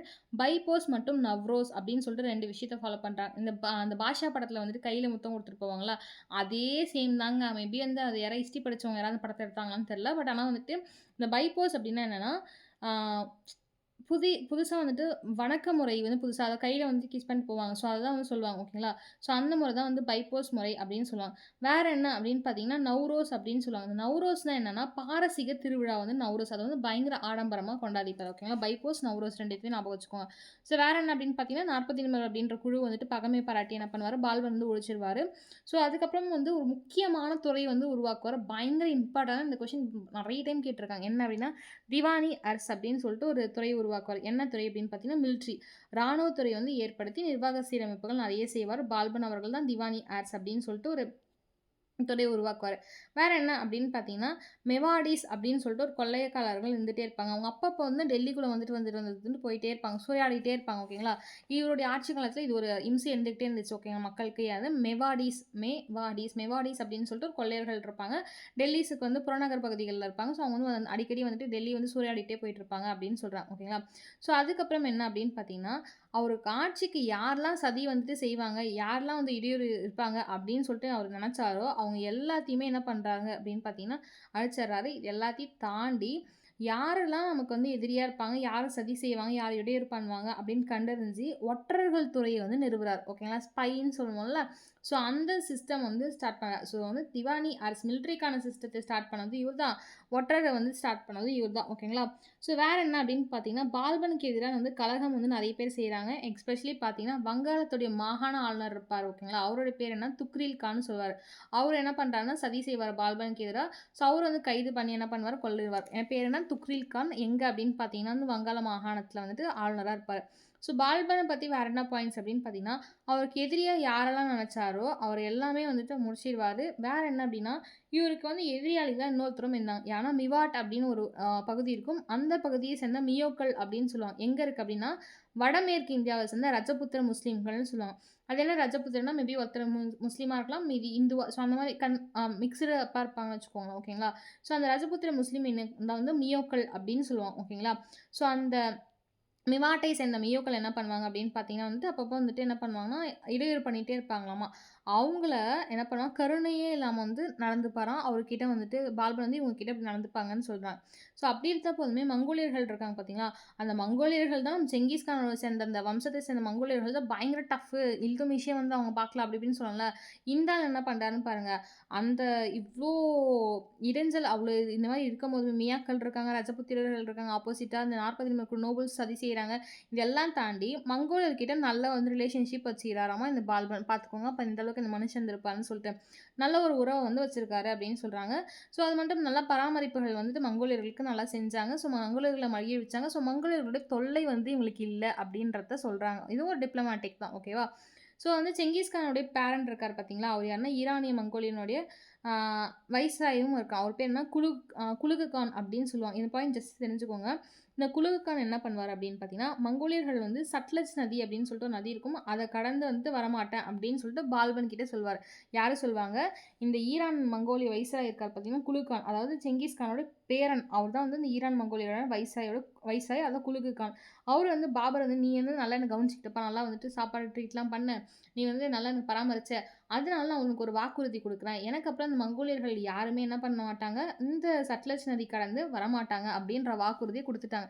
ஏன்னா, இல்துமிஷ் கூட இருந்தாரு. இல்துமிஷ் காலத்துல வந்துட்டு என்ன ஆகுது அப்படின்னு பார்த்தீங்கன்னா வந்துட்டு, ஜலாலுதீன் ஒருத்தர படிச்சோம் ஞாபகம் இருக்குங்களா? குவாரிஜம் ஷா ஜலாலுதீன் சொல்லிட்டு, அவரும் வந்துட்டு உள்ள வந்துட்டு வந்தது இவர் வந்து அடைக்கலம் குடுக்க மாட்டார். ஸோ அந்த பாயிண்ட்ட ஞாபகம் வச்சுட்டு இவரு என்ன பண்ணுவாருன்னா, இந்த மாரி ஒரு வெர்பல் அக்ரீமெண்ட்டா வாங்கிப்பாரு. வாய்வழி அக்ரீமெண்ட் வந்து வாங்கிப்பாரு அப்படின்னு சொல்றாங்க. ஓகேங்களா? சுருதிமொழி பால்பனுக்கு அழிச்சிடுறாங்க. ஸோ மங்கோலியர்கள் தாக்குதல் வந்துட்டு என்ன பண்ணுதுன்னா வந்துட்டு, மங்கோலியர் தாக்குதல் கிட்டேருந்து நாட்ட காப்பாத்திறாரு பால்பன் அவர்கள். பல கோட்டைகளையுமே இந்த ஆள் பேசுறதெல்லாம் நம்ப முடியாது. இவன் செத்து போயிட்டா பின்னாடி வரவன் என்ன பண்ணிட்டான், என்ன பண்றதுன்னு சொல்லிட்டு பல கோட்டைகளையுமே கட்டி வச்சுறாங்க. அத சுத்தி பால்பன் அவர்கள். ஸோ வேற என்ன அப்படின்னு பார்த்தீங்கன்னா, ரொம்ப ரொம்ப இம்பார்ட்டன்டான விஷயம். பாரசீகத்தை சேர்ந்த புகழ்பெற்ற ஒரு கவிஞர் இருப்பாங்க. பேரட் ஆஃப் இந்தியா அப்படின்னு சொல்லுவாங்க. இந்த கேள்வி நெறைய டைம் கேட்டிருக்காங்க. பேரட் ஆஃப் இந்தியா என்று அழைக்கப்பட்டவர் யாருன்னு சொல்லிட்டு. ஸோ தமிழ்ல எனக்கு டக்குனு ஞாபகம் வரல. ஸோ பேரட் ஆஃப் இந்தியா அப்படின்னு சொல்லிட்டு அழைக்கப்பட்டவர் யாருன்னா, அமீர் குஷ்ரோ அவர்கள் தான். அவரு வந்து ஆதரிச்சிருப்பாரு இந்த பால்பன் அவர்கள். ஓகேங்களா? ஸோ பால்பன் அவர்கள் 1887கள்ல இறக்குறாரு. ஸோ பால்பனுக்கு ஒரு மகன் இருக்காங்க. அவங்க பேர் என்ன கைகுபாத். ஓகேங்களா? இந்த கைகுபாத் பொறுத்தவரைக்கும் வந்து பால்பன் எவ்வளோ திறமையானவர், அந்த அளவுக்குலாம் பெருசா திறமைலாம் வந்து இந்த கைகுபாத்துக்கு இல்ல. ஸோ ஓகே நம்ம வந்து இருக்கலாம் அப்படின்ற மாரி இருப்பாரு. ஓகேங்களா? ஸோ அதுக்கப்புறம் என்ன ஆகும்னு பார்த்தீங்கன்னா, 1890களில் படைத்தளபதியா பணியாற்றின மாலிக் ஜலாலுதீன் கில்ஜி, அவர் தான் அந்த கில்ஜி வம்சத்த லேட்டர் டேஸ் ஆரம்பிப்பாரு. அவர் வந்து அரச பிரதிநிதி. அதான் நாயிப்ன்னு சொல்லிட்டு ஃபர்ஸ்ட்டு படிச்சோம்ல, அந்த பால்பன் இந்த மாரி தான் இருப்பாரு. ஸோ அவரு என்ன பண்ணுவாருன்னா பொறுப்பேற்பாரு. ஸோ சுல்தான் வந்து கைகுபத் வந்து பெயர்ல வந்து நாட்ட சும்மா ஜஸ்ட் பேரளவுல வந்துட்டு கைகுபாத் இருப்பாரு. ஆனா ஜலாலுதீனுக்கு வந்து அங்க எப்படி வந்துட்டு சாரிங்க. ஜஹாங்கீருக்கு வந்து எப்படி நூர்ஜஹான் வந்து ஜஹாங்கீர் வந்து அரசரா இருந்தாலும், ஜஸ்ட் ஆனா பேரளவுல தான் இருப்பாங்க. ஆனா இவங்க வந்து ஆட்சி புரிவாங்க. அதே சேம் தான் கைகுபாத் வந்து சும்மா பேரளவுல வந்து அரசரா இருப்பாங்க. ஆனா அவர் ரெப்ரசென்ட் பண்ணி என்ன பண்ணுவாரு, ஜலாலுதீன் கில்ஜி தான் வந்து ஆட்சிய வந்து ஏற்பாரு. ஸோ இது தவிர வேற என்ன அப்படின்னு பார்த்தீங்கன்னா வந்துட்டு, பால்பன் வந்துட்டு என்ன பண்ணுவாரு அப்படின்னு பார்த்தீங்கன்னா, மேவாரை சேர்ந்தவங்க வந்து தாக்குதல் வந்து ஏற்படுத்திட்டே இருப்பாங்க. இது ஒரு தாக்குதல் இருந்துட்டு இருக்கும். தோவாப் அப்படின்ற பகுதிகள்ல வந்து ரஜபுத்திரர்கள் இருப்பாங்க. ஓகேங்களா? அவங்க என்ன பண்ணுவாங்க அப்படின்னு பார்த்தீங்கன்னா வந்து, அவங்களும் வந்து ஒரு பக்கம் வந்துட்டு போட்டிகள் வந்து போட்டுட்டே இருப்பாங்க. தோவாப் பகுதிகள் ரஜபுத்திரர்கள் என்ன பண்ணுவாங்கன்னா, அரண்கள் எல்லாமே அழிச்சிருவாங்க. ஸோ ஃபர்ஸ்ட்டே சொன்னேன்ல, அந்த செவுருலாம் கட்டி வச்சிருப்பாரு. உன் பேச்ச நம்ப முடியாது. நான் கட்டிக்கிறேன்னு கட்டுவார்ல. ஸோ அந்த அரண்கள் எல்லாமே அழிச்சுட்டு என்ன பண்ணுவாங்க, காடுகள் எல்லாமே அழிச்சிருவாங்க. தோவாப் பகுதியை சேர்ந்த ரஜபுத்திரர்கள். இப்ப இந்த காலகட்டத்தில ஏன்னா வீக் ஆயிருச்சு அரசர்கள். வேற யாரும் இல்ல அப்படின்னு சொல்லிட்டு இவங்க அழிக்க ஆரம்பிப்பாங்க. ஸோ பால்பன் என்ன பண்ணுவாருன்னா, மேவாரை சேர்ந்தவங்க மீது தாக்குதல் ஏற்படுத்தியிருப்பாரு. ஸோ அவங்களும் ஆப்போசிட் ஆயிருவாங்க. தோவாப் மக்களும் ஆப்போசிட் ஆயிருவாங்க. ஸோ வந்து சாலைகள் வழியா, காடுகள் வழியா எல்லா வழியா வர ஆரம்பிச்சுட்டாங்க. நெறைய கலகங்கள் வந்து அதிகமாகுது. ஸோ கையாள முடியாத வந்துட்டு நெறைய விஷயங்கள் நடக்க ஆரம்பிக்குது. ஓகேங்களா? ஸோ ஆப்கான் படை வீரர்கள் எல்லாமே வந்து குடிபெயர ஆரம்பிச்சுர்றாங்க. ஸோ வந்து இது வரைக்கும் இருக்கும். ஸோ துக்ரீட் கான் அப்படின்னு சொல்லிட்டு ஒருத்தர பத்தி பார்த்தோம்ல. ஏன்னா பால்பன் வந்து ஒருத்தர் வந்துட்டு என்ன பண்ணுவாரு அப்படின்னா வந்து தூக்குல போட்டுருவாரு. ஐ மீன் தண்டிப்பாரு, சாவடிச்சுருவாருன்னு பார்த்த ஞாபகம் இருக்குங்களா? அந்த துக்ரில் கான் இருக்காரு பார்த்தீங்க, யாரு அப்படின்னு பார்த்தீங்கன்னா, வங்காள மாகாண ஆளுநர் தான். ஓகேங்களா? அந்த துக்ரில் கானுடைய தண்டிக்கப்பட்ட தாக்குதல் பத்தி 2, 3 விஷயம் வந்து கேள்விகள் கேட்டிருந்தாங்க. ஸோ அத மட்டும் தெரிஞ்சுக்கோங்க. ஸோ துக்ரில் கான் அப்படின்றவர் யாரு அப்படின்னு பார்த்தீங்கன்னா வந்துட்டு, அவருக்கு பிடிச்ச ஒரு அடிமை தான் துக்ரில் கான். ஓகேங்களா? அவரு என்ன பண்றாருன்னா, வங்காளத்தில ஆளுநரா நியமிச்சிருக்காரு. ஓகேங்களா? ஸோ கதை பாருங்க எப்படி வருது. ஸோ ஒரு வங்காள ஆளுநர புடிச்சதுனால தான் நியமிக்கவே செஞ்சிருக்காரு. ஆனா என்ன பண்றாருன்னா, துக்ரில் கான் என்ன பண்றாருன்னா, வெளிப்படையாவே வந்து பால்பனுக்கு கலகம் செஞ்சுர்றாங்க. ஓகேங்களா? ஸோ வந்து நம்ம அரசராகலாம். ஸோ பதவி ஆசை, மணி ஆசை. ஸோ புடிச்சதுனால தான் ஆளுநரா இருந்தாலும் அமைதியா ஆளுநரா இருந்துட்டு போணும். அது இல்லாம என்ன பண்ணாரு, ஓப்பனா உடனே அவர் வந்து ஆளுநரா போட்ட கொஞ்ச நாள்லயே என்ன பண்றாருன்னு துக்ரில் கான் வந்து ஆனா திறமை வாய்ந்தவர் தான். ஓகேங்களா? அவர் வந்து என்ன பண்றாரு அப்படின்னு பார்த்தீங்கன்னா, இந்த மாரி கலகம் செஞ்சுருவாரு. அதனால கலகம் செஞ்சதுக்கப்புறம் ஓகே சாரி திரும்பிருச்சு. ஸோ கலகம் செஞ்சதுக்கப்புறம் என்ன ஆகும் அப்படின்னு பார்த்தீங்கன்னா வந்து, அத ஒடுக்கிறதுக்காக பால்பன் வந்து என்ன பண்ணுவாரு, சில பேர அனுப்பிச்சு வைப்பாரு. ஓகேங்களா? யார் அப்படின்னு பார்த்தீங்கன்னா, அமீன் கான் அப்படின்னு சொல்லிட்டு துக்ரில் கான அடக்கிறதுக்கு அமீன் கான் அப்படின்ற ஒருத்தர அனுப்பிச்சு வச்சுப்பாரு. ஓகேங்களா? ஸோ அதுக்கப்புறம் என்ன அப்படின்னு பார்த்தீங்கன்னா, பால்பன் அவர்களே என்ன பண்ணுவாரு, வங்கத்துக்கு போவார். ஸோ அமீன் கான் போயிட்டு என்னாச்சு அப்படின்றதெல்லாம் குடுத்துருக்க மாட்டாங்க. அதுக்கப்புறம் பால்பன் அவர்களே வந்து வங்கத்துக்கு போவாரு. ஸோ பால்பன் வந்து நெருங்குறது தெரிஞ்சு துக்ரில் கான் என்ன பண்ணுவாருன்னா, ஓடி ஆரம்பிச்சுருவாரு. ஓகேங்களா? ஸோ அதுக்கப்புறம் வங்காளத்துடைய ஆளுநர் வந்துட்டு பால்பன் இருக்கார் பார்த்தீங்களா? வங்காளத்துடைய ஆளுநரா பால்பன் யார நியமிப்பார் அப்படின்னு பார்த்தீங்கன்னா, அவருடைய மகன் ஒருத்தர் இருப்பாரு. அவர் வந்து புக்ரா கான்னு சொல்லுவாங்க. அந்த புக்ரா கான வந்துட்டு வங்காளத்துடைய ஆளுநரா வந்து போட்டிருப்பாரு. ஓகேங்களா? ஸோ அதுக்கப்புறம் வந்து ஒரு சுதந்திர ஆட்சியே வந்துட்டு அவங்க வந்து ஏத்துப்பாரு. ஓகேங்களா? ஸோ சுதந்திர ஆட்சி எனக்கு தாங்க. நான் வந்து சுதந்திரமா இருந்துக்கிறேன். நான் வந்து உங்களுடைய ஆட்சி கீழ இல்ல அப்படின்னு சொல்லிட்டு அவர் வந்து ஒரு அரியணை ஏறதுக்கு முன்னாடி வந்து அதெல்லாம் சும்மா சண்டை போட்டுட்டு இருப்பார். இந்த பாயிண்ட்ஸ் தெரிஞ்சுக்கோங்க. அதுக்கப்புறம் தில்லியில வந்துட்டு ஒரு நெருக்கடி வந்துட்டே இருக்கும் பால்பன் பொறுத்தவரைக்கும். அதுக்கப்புறம் அவருடைய மகனுடைய கைகுபாத் இருக்காங்க பார்த்தீங்களா? அவர் வந்து எப்படின்னா வந்து சிற்றின்பத்திலே தான் இருப்பார். ஓகேங்களா? பெருசா அரசாட்சிகள்லாம் எனக்கு இன்ட்ரெஸ்ட் இல்ல அப்படின்ற மாரி இருப்பார். ஓகேங்களா? ஸோ துக்ரி கான் பொறுத்தவரைக்கும் ஒரு நம்பிக்கைக்குரியவரா இருந்தாங்க. அதனால தான் வங்காளத்தில அப்பாயிண்ட் பண்ணுவாங்க. அதுக்கப்புறம் கலகம் செய்வாரு. அமீன் கான் போவாரு. அமீன் கான் போனதுக்கப்புறம் வந்துட்டு இவரு டைரக்ட்டா போயிருவாரு. அங்கருந்து புக்ரா கான் தெரிஞ்சுக்கோங்க. அவருடைய மகனான புக்ரா கான் வந்து அப்பாயிண்ட் பண்ணுவாரு. அவர் வந்து எனக்கு இண்டிபெண்டன்ட்டா ஆட்சிகள் தாங்க. நான் உங்களுக்கு கீழ இருக்க விரும்பலன்னு சொல்லிட்டு சண்டை நடக்கும். டெல்லியிலும் அடிக்கடி அச்சுறுத்தல்கள்லாம் நடக்க ஆரம்பிக்கும். பிறகு வந்து கைகுபாத் வந்துட்டு சொன்னோம் பார்த்தீங்களா? ஃபர்ஸ்ட்டே கைகுபாத் அப்படின்னு ஒரு மகன் இருந்தாங்க. ஜலாலுதீன் ஃபர்ஸ்ட்டே சொன்னோம். மாலிக் ஜலாலுதீன் கில்ஜி வந்து என்ன பண்ணுவார்னா, ரெப்ரசென்ட் பண்ணி அவர் தான் வந்துட்டு அந்த படைத்தளபதியா பணியாற்றியிருப்பாரு அப்படின்னு சொல்லுவோம். ஸோ அவர் தான் என்ன பண்ணுவார், அழிச்சிட்டு இந்த கில்ஜி வம்சத்தை ஏற்றுவார். ஓகேங்களா? ஸோ இது வரைக்கும் ஒரு பாயிண்ட். இதுக்கப்புறம் இன்னும் ஒரு பாயிண்ட் இருக்கு. மங்கோலியர்கள் அவங்க பத்தி பார்க்கலாம். இந்த மங்கோலியர்கள் அப்படின்னு சொன்னா, மங்கோல் அப்படின்ற பேர் இருக்கு பார்த்தீங்களா? இது என்ன மங்கோல் அப்படின்னு பார்த்தீங்கன்னா, மங்கோலிய மொழி பேசக்கூடியவர்கள் தான் மங்கோல் அப்படின்னு சொல்லுவாங்க. ஓகேங்களா? ஸோ இவங்க என்னதான் இவங்க ஏன் இவங்கள பார்த்து பயப்படுறாங்கன்னா, இவங்க வந்து ஒரு நாடோடி குழு. அப்ப நாடோடி அப்படின்னும்போதே அவன் வந்து கடல் தாண்டி என்னென்னமோ தாண்டி எப்படி சொல்றது? நெறைய வந்து இன்னல்கள் தாண்டி வந்திருப்பாங்க. ஓகேங்களா? ஸோ துயரங்கள், இன்னல்கள் தாண்டி எந்த அளவுக்கு நம்ம ஸ்ட்ராங்கா இருக்கணும் அப்படின்னு அப்படின்ற ஒரு மைண்ட் செட்ல வந்திருப்பாங்க. ஸோ அதனால தான் பயப்படுவாங்க எல்லாருமே. ஸோ இந்த மாரி ஒரு குழு தான். 12ஆம் நூற்றாண்டுல வந்து செங்கிஸ்கான் தலைமையில மிகப்பெரிய ஆட்சியவே நிறுவுறாங்க. அவரும் மங்கோலியர்கள். ஸோ மங்கோலியர்கள் அப்படின்றது அப்போ மிக மிக பெரிய ஆட்சிகள் 12ஆம் நூற்றாண்டுல இருந்திருக்காங்க. ஸோ அந்த மங்கோலிய ஆட்சி அப்படின்னும்போது எந்தெந்த ஆட்சிகள் அப்படின்னா உங்களுக்கு ரொம்ப மங்கோலிய பகுதிகள் யார் யாருன்னு சொன்னா உங்களுக்கு ஷாக் ஆகும். என்ன அப்படின்னு பார்த்தீங்கன்னா, நவீன ரஷ்யா ரஷ்யா இருக்கு பார்த்தீங்களா? இந்த ரஷ்யாக்காரனும், இந்தியாக்காரனும் ஃப்ரெண்டுன்னு சொன்னோம் பார்த்தீங்களா? அந்த ரஷ்யாவ தான் வந்து பெரும் பகுதி ரஷ்யாவை ஆண்டவர்கள் தான் அந்த மங்கோலிய மக்கள். ஓகேங்களா? இந்த ரஷ்யா பகுதியாகட்டும், சீனா, கொரியா, தென்கொரியா அது அப்ப தெரியல. பட் ஆனா கொரியா, தென்கிழக்கு ஆசியா, பாரசீகம், இந்தியா, மத்திய கிழக்கு நாடுகள், கிழக்கு ஐரோப்பா இந்த இடத்துல எல்லாமே அரசாட்சி உள்ளடக்கியிருந்தவங்க தான் இந்த மங்கோலியர்கள். அது வந்து இந்தியர்களா இருந்திருக்கலாம், இல்லைனா வந்துட்டு கொரியர்களா இருந்திருக்கலாம். இல்லைனா வந்து ரஷ்யர்கள் யாரா வேணாலும் இருந்திருக்கலாம். பட் ஆனா ஒரு நாடோடி வாழ்க்கையா இருந்திருக்காங்க. ஸோ எங்கேருந்து வேணாலும் வந்திருக்கலாம். ஸோ இந்த பகுதிகள் எல்லாத்தையும் ஆண்டுருக்காங்கன்னு சொல்றாங்க. ஸோ இதுவரைக்கும் உங்களுக்கு பார்த்தீங்கன்னா, மம்லுக் வம்சம் முடிஞ்சுச்சு. ஸோ ஃபர்ஸ்ட்டே சொன்ன மாரி 1890கள்ல வந்துட்டு படைத்தளபதியா இருந்த அந்த யாரு அவர் அந்த ஒருத்தர் இருப்பார் ஓகேங்களா? அவர் பேர் தான் என்னன்னா, ஜலாலுத்தீன் ஃபெரோஸ் கில்ஜி அப்படின்னு சொல்லுவாங்க ஓகேங்களா? இல்ல மாலிக் ஜலாலுத்தீன் எப்படினாலும் சொல்லுவாங்க. இந்த ஜலாலுத்தீன் ஃபெரோஸ் கில்ஜி என்ன பண்றாருன்னா, கில்ஜி அப்படின்ற வம்சத்த நிறுவுறாரு ஓகேங்களா? ஸோ 1890கள்லேருந்து 1820கள் வரைக்கும் இவங்க தான் இருப்பாங்க. ஜலாலுத்தீன் ஃபெரோஷா கில்ஜி அப்படின்ற வந்து என்ன பண்றாரு அப்படின்னு பார்த்தீங்கன்னா, ஒரு அதிகாரியா வந்து 1 செகண்ட் தண்ணி குடிச்சுக்கிறேன்.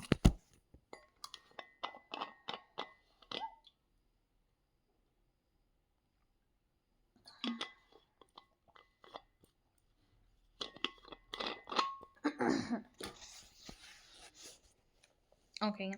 ஸோ இந்த கைகுபாத் இருக்காங்க பார்த்தீங்களா, அவர் வந்து பெயரளவு தான் சும்மா அரசாட்சி செய்வார். ஆனால் ஜலாலுத்தீன் என்ன பண்ணுவார்னா, அவரை கொன்னுட்டு வந்து ஒரு அதிகாரி வந்து அனுப்புவார் ஓகேங்களா. அவரை கொல்றதுக்காக ஒரு அதிகாரி அனுப்பிச்சிருப்பார் ஓகேங்களா. ஸோ என்ன ஆகுது அப்படின்னு பார்த்தீங்கன்னா வந்து அவரை வந்து கொன்னுடுறாங்க. ஸோ வந்து முறைப்படி என்ன பண்ணுறாரு, ஜலாலுத்தீன் வந்து ஒரு அரசாட்சி ஏற்றுறாரு. ஸோ அதை கில்ஜி வம்சம் அப்படின்ற ஒரு வம்சத்தை ஸ்டார்ட் பண்ணாங்க. ஜலாலுத்தீன் பொறுத்த வரைக்கும் யார் அப்படின்னு பார்த்தீங்கன்னா, ஒரு ஆப்கானியரோ துருக்கியரோ இல்லை ஓகேங்களா.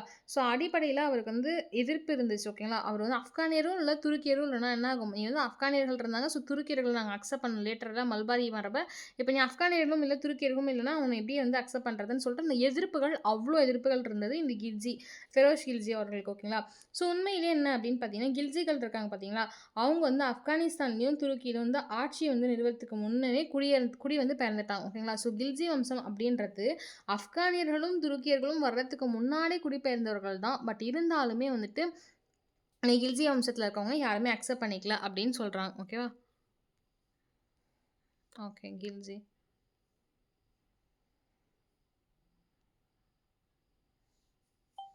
ஓகே பாயிண்ட்ஸ் இல்லை பட் நான் சொல்கிறேன் நான். ஸோ இன்னும் நீங்கள் புக்ஸை வந்து பிடிஎஃப் வந்து ஜஸ்ட் பார்த்துட்டே வாங்க. இப்போ இருக்கிற பாயிண்ட்ஸ் மட்டும் சும்மா நீங்கள் ஒன்ஸ் பார்த்தீங்கன்னா கூட உங்கள் கண்ணில் பார்த்தீங்கன்னா கூட உங்களுக்கு மெமரைஸ் ஆகும் நல்லா. ஸோ இது என்ன ஆகுது அப்படின்னு பார்த்தீங்கன்னா, ஸ்டார்டிங்கில் வந்து இந்த மாதிரி நிறைய முரண்பாடுகள் இருந்தாலுமே லேட்டர் டேஸில் வந்து ரொம்ப அமைதியான முறையில் வந்து ஆட்சி வந்து செய்கிறாங்க. ஸோ மக்களுக்குமே வந்து ஃபெரோஷா கில்ஜி ரொம்ப பிடிக்க ஆரம்பிச்சிடறாங்க ஓகேங்களா. ஸோ ஏன் அப்படின்னு பார்த்தீங்கன்னா, இவர் வந்து என்னதான் வந்து கைகுபாத்தை கொண்டுட்டு திறமை இல்லாத ஒரு அரசனை கொண்டுட்டு வந்தாலுமே ரத்தம் சிந்தாத ஆட்சியை வந்து வழங்க விரும்பியிருக்காரு அந்த ஜலாலுத்தீன் ஃபெரோஸ் கில்ஜி அவர்கள் ஓகேங்களா. ஸோ அதனால் இவர் வந்து கருணை உள்ளம் கொண்டவர் அப்படின்னு சொல்லிட்டு இந்த ஃபெரோஸ் கில்ஜி அவர்களை சொல்லுவாங்க ஓகேங்களா. ஸோ இது தவிர வேற என்ன அப்படின்னு பார்த்தீங்கன்னா, ரொம்ப வயசானவர் தான் இந்த ஃபெரோஸ் கில்ஜி அவர்கள், ஜலாலுத்தீன் ஃபெரோஸ் கில்ஜி அவர்கள். அவர் வந்து ரொம்ப ஏஜ் ஆனதுக்கப்புறம் மங்கோலிய கூட்டங்கள் வந்து எதிர்க்க ஆரம்பிச்சிட்டாங்க. ஸோ அதை வந்து பால்பன் அப்பயே கணிச்சிருக்காப்புல, நீ என்னதான் வந்துட்டு குலுக்கானு, நீ என்னதான் சத்தியம் பண்ணி கொடுத்தாலும் உங்கள் ஆளுங்களை பற்றி எனக்கு தெரியும். அவன் வந்து முரட்டுத்தனமான நாடோடி, அவங்க வந்து எப்படியா இருந்தாலும் என்ன பண்ணுவாங்க வருவாங்க அப்படின்னு சுவரை கட்டியிருப்பாரு. லேட்டர் டேஸில் தோப்பு அந்த அந்த இதை சார்ந்த வம்சத்தை சார்ந்தவங்க அழிச்சிருப்பாங்கன்னு படிச்சிருப்போம் அரணை. ஸோ இங்கே என்ன ஆகுது அப்படின்னு பார்த்தீங்கன்னா, மங்கோலிய கூட்டங்களோட எதிர்ப்பு வந்து அணிவகுக்க ஆரம்பிக்கிறாங்க. இந்தியாவுக்கு வந்து நுழைய ஆரம்பிக்கிறாங்க ஓகேங்களா. இந்த நுழைவை எவ்வளோ வயசாக இருந்தால் ஏன்னா இங்கே எக்ஸ்பீரியன்ஸ் பேசுது ஆக்சுவலாக ஓகேங்களா. அந்த நுழைவதை வெற்றிகரமாக தடுக்கிறாரு 1892களில். இவர் வந்த ஆட்சிக்கு வரும்போதே துருக்கியர்களும் அரேபியர்களும் எதிர்க்கிறாங்க. இதெல்லாம் இல்லாமல் இல்லை நான் வந்து நல்ல ஆட்சி கொடுப்பேன், ரத்தம் சிந்தாத ஆட்சி வேணும்னு சொல்லிட்டு வராரு.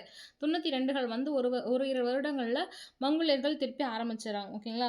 ஸோ அதுக்கப்புறம் என்ன அப்படின்னு பார்த்தீங்கன்னா, காரா அப்படின்னு சொல்லிட்டு ஒரு பகுதிகள் இருக்குது. அந்த காரா பகுதிகளில் ஆளுநராக அலாவுதீன் கில்ஜி அப்படின்ற ஒருத்தர் வந்துட்டு அப்பாயின்மெண்ட் பண்ணுறார். இந்த அலாவுதீன் கில்ஜி யார் அப்படின்னு பார்த்தீங்கன்னா, ஜலாவுதீன் இருக்கார் பார்த்தீங்களா, அவங்களுடைய கூட பிறந்த மகனுடைய மருமகன் ஓகேங்களா. யார், ஜலாலுத்தீன் கில்ஜியோடைய உடன் பிறந்தோர் ஓகேங்களா. ஸோ தம்பி அண்ணன் யாராவது இருக்கா, அவங்க மகனுடைய மருமகன் ஓகே. ஏன்னா அப்போ அவருக்கு எந்த அளவுக்கு வயசாக இருக்குன்னு பாருங்கள், மகனோட மருமகன் ஓகேவா. ஸோ தம்பி பையனுடைய மருமகன் ஓகேவா, அப்படி சொல்ல தம்பி பையன் அண்ணன் பையனுடைய மருமகன் வச்சுக்கலாம். ஸோ அவர் வந்து காரா அப்படின்ற பகுதிகளில் வந்து என்ன பண்ணுறாரு அப்படின்னு பார்த்தீங்கன்னா வந்துட்டு அப்பாயிண்ட் பண்ணுறாரு ஓகேங்களா ஆளுநராக. ஸோ அது மட்டும் இல்லாமல் அலாவுதீன் கில்ஜி என்ன பண்ணுறாரு அப்படின்னு பார்த்தீங்கன்னா, மால்வா மீது படையெடுக்க வந்துட்டு நிறைய செல்வத்தை வந்து திருத்திட்டு இருக்காரு ஓகேங்களா. இந்த இடத்துல அலாவுதீன் கில்ஜி பற்றி உங்களுக்கு நிறைய தெரிஞ்சிருக்கும். பிகாஸ் மதுரைக்கு வந்து படையெடுத்து 1311களில் வருவார். ஸோ அதுக்கப்புறம் உங்களுக்கு தெரிஞ்சிருக்கும். அவருக்கு வந்து நம்பிக்கைக்குரிய 2 பேர் இருப்பாங்க, தேவகிரி அது இதுன்னு சொல்லிட்டு நான் எடுத்துக்கு வராங்க. ஸோ லேட்டரில் படிக்கலாம். அலாவுதீன் கில்ஜி என்ன பண்ணுவாரு, "நீ வந்து என்ன ஆளுநரா அப்பாயின்ட்மென்ட் பண்ணு. நான் என் வேலைய பார்க்குறேன்னு" சொல்லிட்டு என்ன பண்ணுவாருன்னா வந்துட்டு, இந்த மால்வத்து மீது படையெடுக்க வந்து என்ன பண்ணுவாரு, நெறைய பெரு செல்வத்த வந்துட்டு என்ன பண்ணுவாரு, திரட்டுவாரு. ஓகேங்களா? திரட்டி என்ன ஆகும் அப்படின்னா, திரட்டி எடுத்துட்டு போவாரு. பட் ஆனா அத விட கிட்டத்தட்ட பல பல மடங்கு வந்து என்ன பண்ணுவாருன்னா, மால்வத்த வந்து வெற்றி கொண்டு, படை வந்து வெற்றி கொண்டு, திருப்பி அதோட பல மடங்கு வந்துட்டு செல்வத்த வந்து திரும்பி எடுத்துட்டு வந்து என்ன பண்ணுவாருன்னா, திரும்பிடுவாரு. ஓகேங்களா? ஸோ அலாவுதீன் கில்ஜி என்ன பண்ணுவாருன்னா, முக்கிய படையெடுப்புகள்லாம் நெறைய நடத்துறாரு. எஸ்பெஷலி சொன்னா தக்காணத்துல இருக்கக்கூடிய அரசர் இருக்கார் பார்த்தீங்களா? தேவகிரி இருக்கும். அந்த தக்காண அரசர் தேவகிரி, இதுக்கெல்லாம் என்ன பண்றாருன்னா, எதிரி ரொம்ப வந்துட்டு ஆப்போசிட்டா வந்து நடந்துக்கிறாரு. அலாவுதீன் வந்து என்ன பண்ணாரு, தேவகிரியோட சேர்ந்த யாதவ அரசர் ஒருத்தர் இருப்பாரு. அவர் பேரு ராமச்சந்திரன். ஓகேங்களா? அவர தோற்கடிச்சுட்டு என்ன பண்ணாருன்னா, அந்த நகரையும் வந்துட்டு கொள்ளையடிச்சுட்டு வந்து பெருஞ்செல்வத்தோட திரும்பியிருப்பாரு. ஸோ டெல்லி திரும்பினதுக்கப்புறம் அலாவுதீன் என்ன பண்ணுவாருன்னா வந்துட்டு, ஜலாலுதீன கொல்றதுக்காக வந்துட்டு சில ஏற்பாடுகள்லாம் செஞ்சிருப்பாங்க. அதேபோல ஜலாலுதீனும் கொன்றுவாங்க. அலாவுதீன் வந்து அரியணை ஏறுவாரு. ஸோ ஜலாலுதீன் வந்து வஞ்சகமா என்ன பண்ணுவாரு, கொலை செய்யப்பட்டுருவாரு. ஓகேங்களா? ஸோ அந்த கதை ரிப்பீட் ஆகுங்க. "ஹிஸ்டரி ரிப்பீட்ஸ் ஹிஸ்டரி இட்செல்ஃப்" அப்படின்னு சொல்லுவாங்கல்ல. ஸோ அந்த கதை ரிப்பீட் ஆயிட்டே இருக்கும். எப்படி வந்து இந்த கைகுபாத்த கொல்றதுக்கு அவரு ஒரு ஆள் ஆரம்பிச்சாரோ, இப்ப இதே வந்துட்டு போனா போதுன்னு பாவம் பார்த்து குடுத்தாங்க பார்த்தீங்களா? இந்த பால்பன் பாவம் பார்த்து துக்ரில் கான் குடுத்து, துக்ரில் கான் ஆப்போசிட் கடைசில அவரும் செத்து போயிருவாரு. இங்க பார்த்தீங்கன்னா வந்து கைகுபாத்துக்கு வந்துட்டு ஜலாலுதீன் ஃபெரோஷ் என்ன பண்ணுவாருன்னா, கொல்ல அனுப்புவாரு. அவரும் செத்து போயிட்டு, இவரு வந்து ஆட்சிக்கு வருவாரு. இப்படியே மாத்தி மாத்தி டெல்லி சுல்தானிய பொறுத்தவரைக்கும் இப்படியே தான் ஃபுல்லா வந்து கன்டின்யூ பண்ணுவாங்க. ஸ்டார்ட்டிங் எங்க உங்களுக்கு வந்து மம்லுக்லேருந்து எண்ட் வரைக்குமே அப்படிதான் போயிட்டுருக்கும்.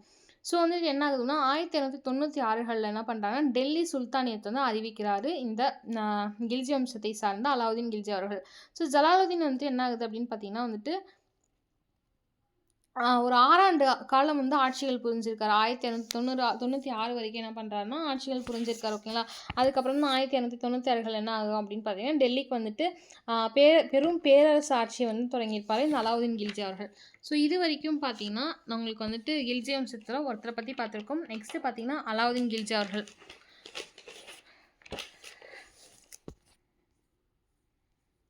ஓகே.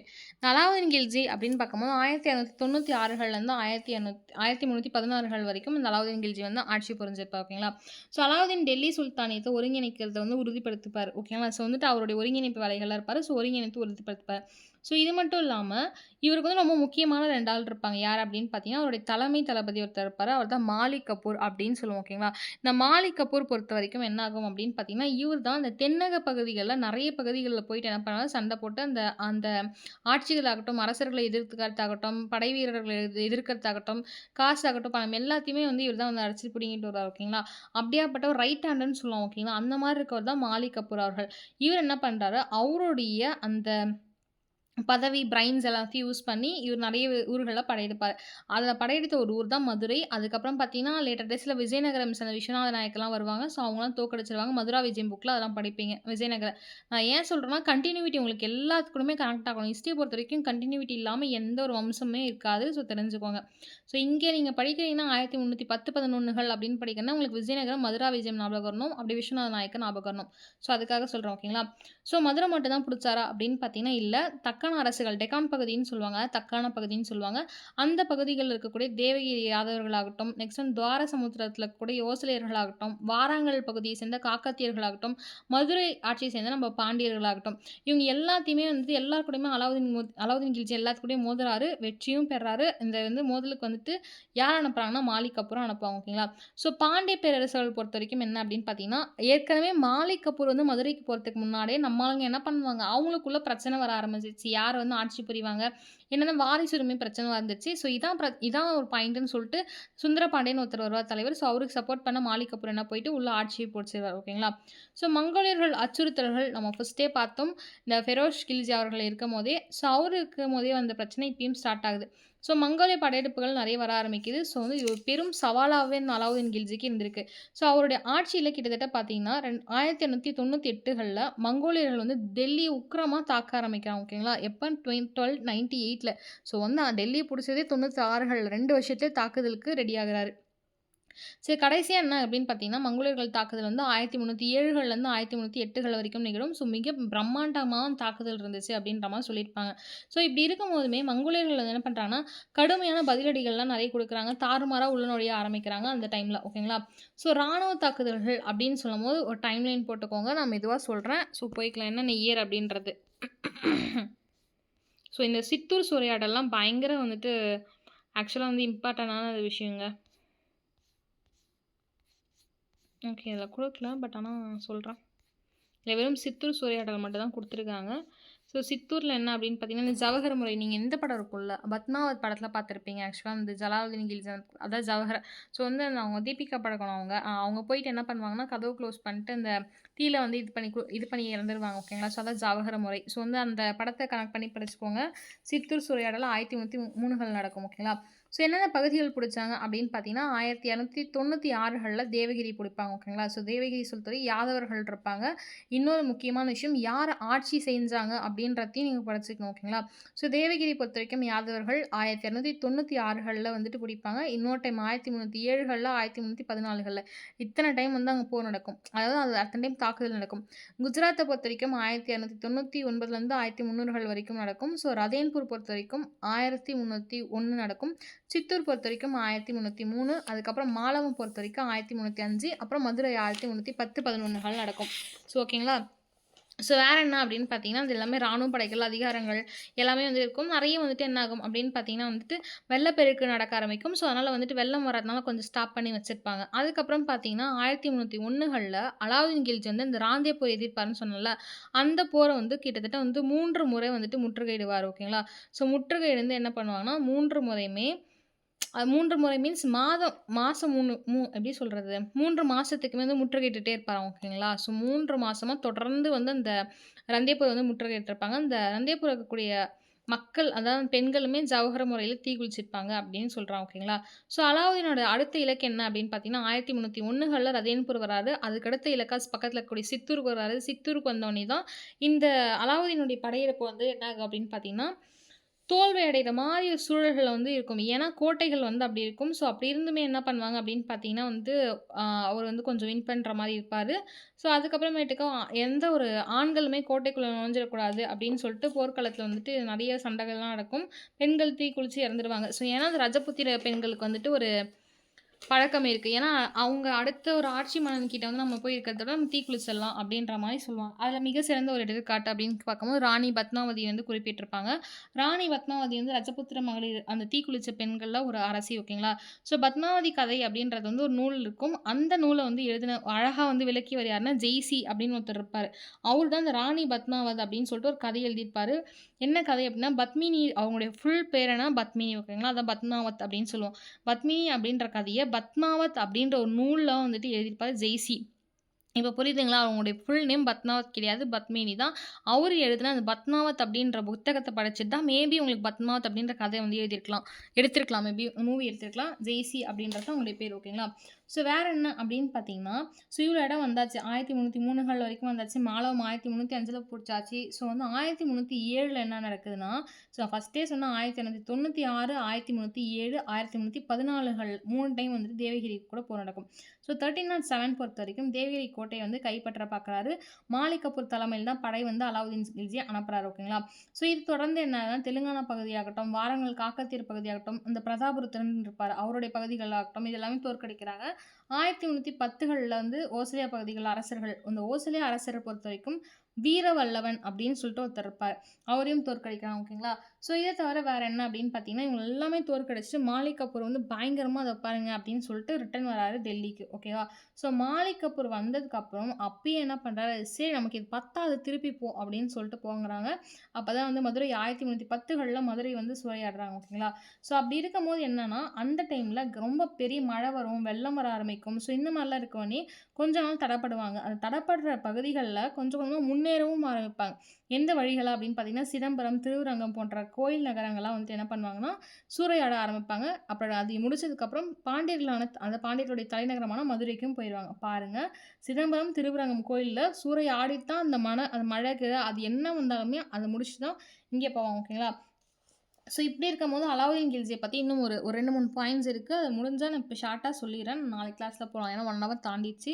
ஸோ அலாவுதீன் கில்ஜில வேற என்ன அப்படின்னு பார்த்தீங்கன்னா, நிர்வாக சீர்திருத்தங்களும், சந்தை சீர்திருத்தங்கள், சகல்காணி 40 இனிம இந்த விஷயம்லாம் படிப்போம். அப்புறம் அலாவுதீன் வாரிசுகள் பத்தி பார்ப்போம்.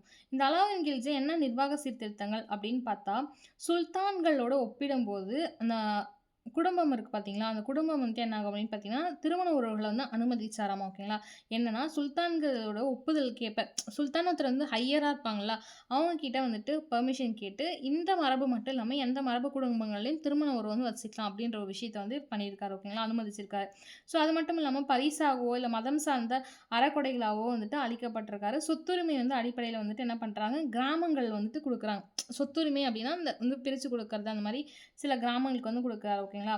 ஸோ கிராமங்கள் மீண்டும் அரசு அதிகாரி கீழ வந்து வர ஆரம்பிக்குது. சுல்தான் வந்து ஆணையிடுறாரு. ஸோ அதுக்கப்புறம் கிராமங்கள் எல்லாமே வந்துட்டு இந்த நாள்பதின்ம குழுக்கு இல்லாம, அது அரசு அதிகாரிகள் கீழ வந்து கொண்டு வராரு ஓகேங்களா.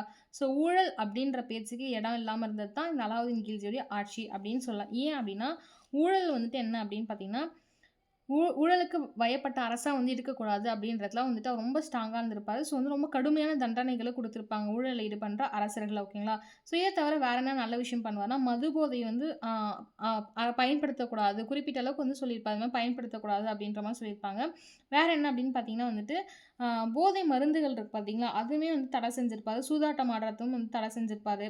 ஸோ இந்த மாரி சில நல்ல விஷயங்கள்லாம் செஞ்சிருப்பாரு. வேற என்ன அப்படின்னு பார்த்தீங்கன்னா, அலாவுதீன் இருக்காரு பார்த்தீங்களா, அவரு என்ன பண்ணுவாரு அப்படின்னு பார்த்தீங்கன்னா வரி அப்படின்ற ஒரு விஷயத்த வந்து அழகா வந்து இம்ப்ளிமெண்ட் பண்ணியிருப்பாரு. என்ன அப்படின்னு பார்த்தீங்கன்னா, வரி அப்படின்ற விஷயம் எவ்வளோ சொத்து இருக்கோ அதுக்கேத்த மாரி தான். எல்லாத்துக்கும் ஒரு மாதிரி போடாம, ஏழைகளுக்கெல்லாம் வரியே இல்ல அப்படின்ற ஏழை மீது வரி இல்ல அப்படின்ற சில நல்ல விஷயம்லாம் வந்து அலாவுதீன் கில்ஜி அவர்கள் செஞ்சிருப்பாரு.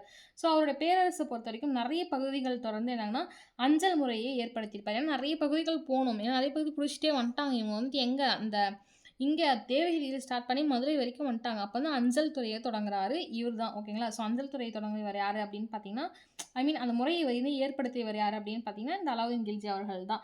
வேற வேற என்ன அப்படின்னா, உழவர்களுடைய நிலவரிகள் இருக்கு பார்த்தீங்களா, அத வந்து எந்த ஜமீன்தார், ஜாகீர்தார் அந்த மாரி ஒரு அரசு அதிகாரிகள வச்சு இல்லாம டைரக்ட்டாவே வசூலிச்சிருக்காரு ஓகேங்களா.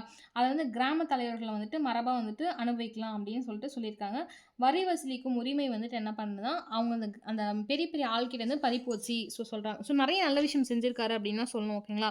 ஸோ ரொம்ப அதுக்கப்புறம் இம்பார்ட்டன்ட்டா கொஸ்டின் வைஸா கேட்கறது என்ன அப்படின்னு பார்த்தீங்கன்னா, குதிரைகளுக்கு தாக் போடும் முறை ஓகேங்களா. குதிரை தாக்னா என்ன? சூடு போடும் முறைனா தாக் அப்படின்னு சொல்லுவாங்க. அந்த முறைய அறிமுகப்படுத்துறது. ஏன்னா அஞ்சல், தாக் முறை, அப்புறம் சந்தை சீர்திருத்தங்கள், நிலவரி சீர்திருத்தங்கள் இதெல்லாம் பண்றாங்க. ஸோ சகல்கான் 40 இனிமேல் என்ன அப்படின்னு பார்த்தீங்கன்னா, தகுதி உள்ளவங்க மட்டும் தான் இந்த 40 இனிமேல் குழுவுல வந்து இருக்கணும் அப்படின்ற மாரி சொல்லியிருப்பாரு. ஓகேங்களா? ஸோ புரியுதுங்களா? ஸோ தகுதி இல்லாதவங்க யாருமே இருக்கக்கூடாது. இப்ப வழி வழியா வரேன் அப்படிலாம் வரக்கூடாது. ஸோ தகுதி உள்ளவங்க யாரோ கண்டிப்பா அவங்க இருக்கலாம் அப்படின்ற மாரி சொல்லுவாங்க. இத தாண்டி இல்துமிஷ் அவர்கள் வந்து 40 மேற்கொண்டு வந்து ஒரு அமைச்சார் பார்த்தீங்களா? அத வந்து என்ன பண்ணியிருப்பாரு அப்படின்னு பார்த்தீங்கன்னா, கொஞ்சம் வந்து இவரு கொஞ்சம் மாத்தி தெளிவு செஞ்சு அத வந்து அமைச்சிருப்பாரு. ஓகேங்களா? ஸோ இதுல வந்து ராணுவத்துறை, சில துறைகள்லாம் சேர்த்து வந்து நிர்வாகத்துல வந்து நியமிச்சிருப்பாரு. ஸோ இல்துமிஷ் இறந்ததுக்கப்புறம் என்ன ஆகும் அப்படின்னு பார்த்தீங்கன்னா, இந்த ருக்னுதீன் ஃபெரோஷா அப்படின்னு சொல்லிட்டு ஒரு அரசர் இருப்பாரு. அவரு என்ன பண்ணுவாரு அப்படின்னு பார்த்தீங்கன்னா, இல்துமிஷுடைய விருப்பத்திற்கு ஏற்ப என்ன பண்ணுவாருன்னா, 40 மேற்குழு வந்து இன்னும் வலுப்படுத்தி வச்சிருப்பாரு. அப்புறம் ரஸியாவ பொறுத்தவரைக்கும் அதெல்லாம் தெரிஞ்சுக்க தேவையில்ல. ஸோ அதெல்லாம் வந்து கன்டினியூட்டி நெறைய போகும் புக்ஸ்ல. ஸோ சந்தை சீர்திருத்தங்கள் பார்க்கலாம். ஓகேங்களா? ஸோ சந்தை திருத்தங்கள் பொறுத்தவரைக்கும் என்ன அப்படின்னு பார்த்தீங்கன்னா, படை வீரர்களுக்கு வந்து என்ன பண்றாரு அப்படின்னு பார்த்தீங்கன்னா, ஊதியம் வந்துட்டு குடுக்க ஆரம்பிக்கிறாரு. ஸோ ஏன் அப்படின்னா, எப்ப படை கூப்பிட்டாலும் வந்து வீரர்கள் வந்து வரணும். படை வீரர்களுக்கு அதிகமா வந்துட்டு முக்கியத்துவம் குடுக்குறாங்க. ஓகேங்களா? ஸோ இங்கே தான் இங்கேயும்க்கா.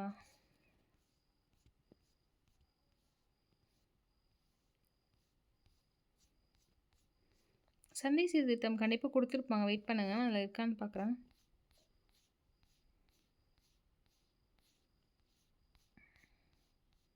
இல்லங்க. ஸோ ஸ்க்ரீன் பண்ண தேவையில்ல. ஏன்னா அது இல்ல. நான் அப்படியே தான் சொல்லப் போறேன்.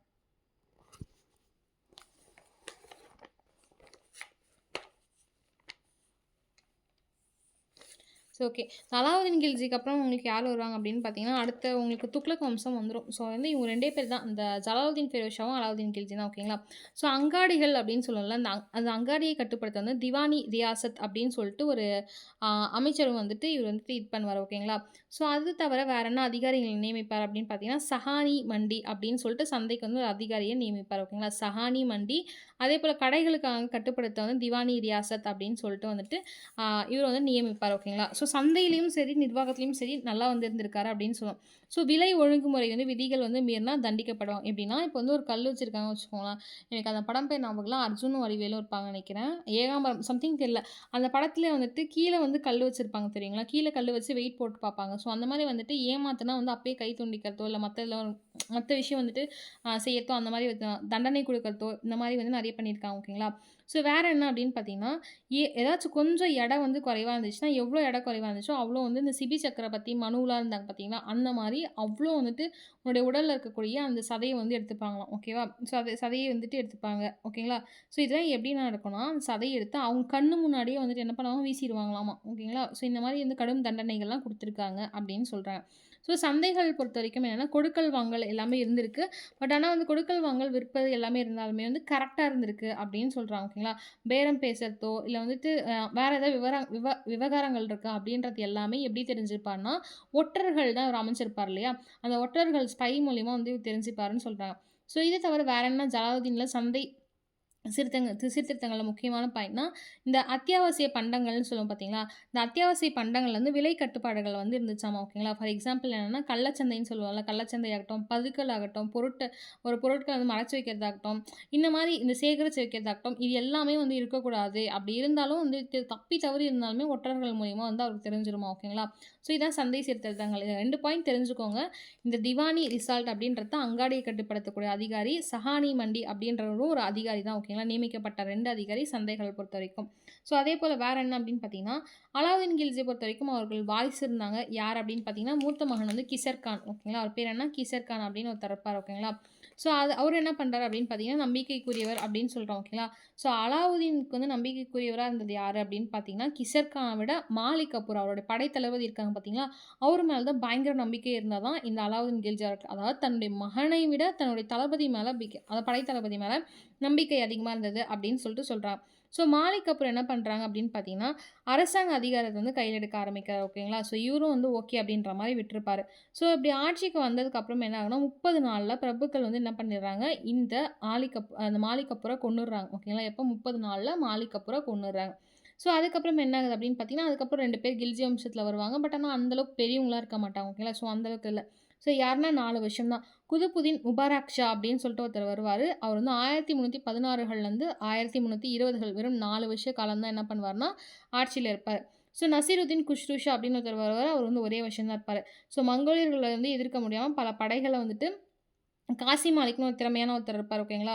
ஸோ இங்கே தான் வந்து இந்த கேள்வி பிஜிடிஆர்பில கேட்டிருப்பாங்கன்னு நினைக்கிறேன். ஓகேங்களா. என்ன அப்படின்னு பார்த்தீங்கன்னா, கியாசுதீனுடைய துக்ளக் இருக்காங்க பார்த்தீங்களா, அவங்களுடைய ஆட்சியில வந்து அப்ப அமரத்து தான். அந்த காசி மாலிக்னு சொல்லிட்டு ஒருத்தர் இருப்பாரு. அவர் தான் மங்கோலியர்களுடைய படைகள் எடுப்பாரு. ஸோ லேட்டர் டேஸ்ல துக்ளக் வம்சம்னு ஸ்டார்ட் பண்ணுவாங்க.